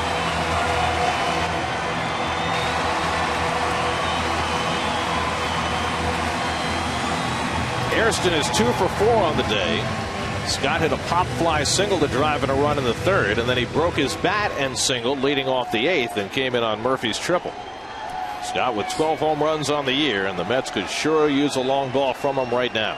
Uribe really guarding the line, the third base line. 2 out and 2 on. And Hairston takes a strike on the inside edge, 0-1.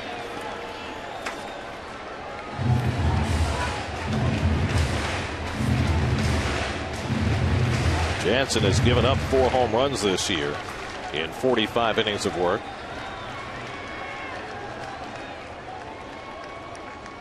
And that one misses inside, a ball and a strike. He's not throwing as hard as he was last night, but he's kind of aiming a little bit. There you see the discrepancy in the numbers.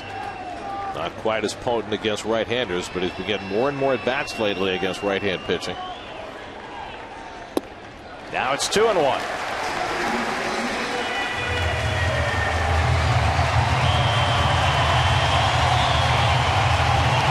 So it's getting a little tighter for Kenley Jansen. He walked Torres, he walked Wright. He's 20 pitches deep in this inning. He's thrown more balls than strikes. 2-1 to Scott Hairston. And Scott takes a rip. 2-2. He threw that one by him. Better off to stay inside. Crowded him right here. Big rip. So for the second time, the Mets are down to their final strike.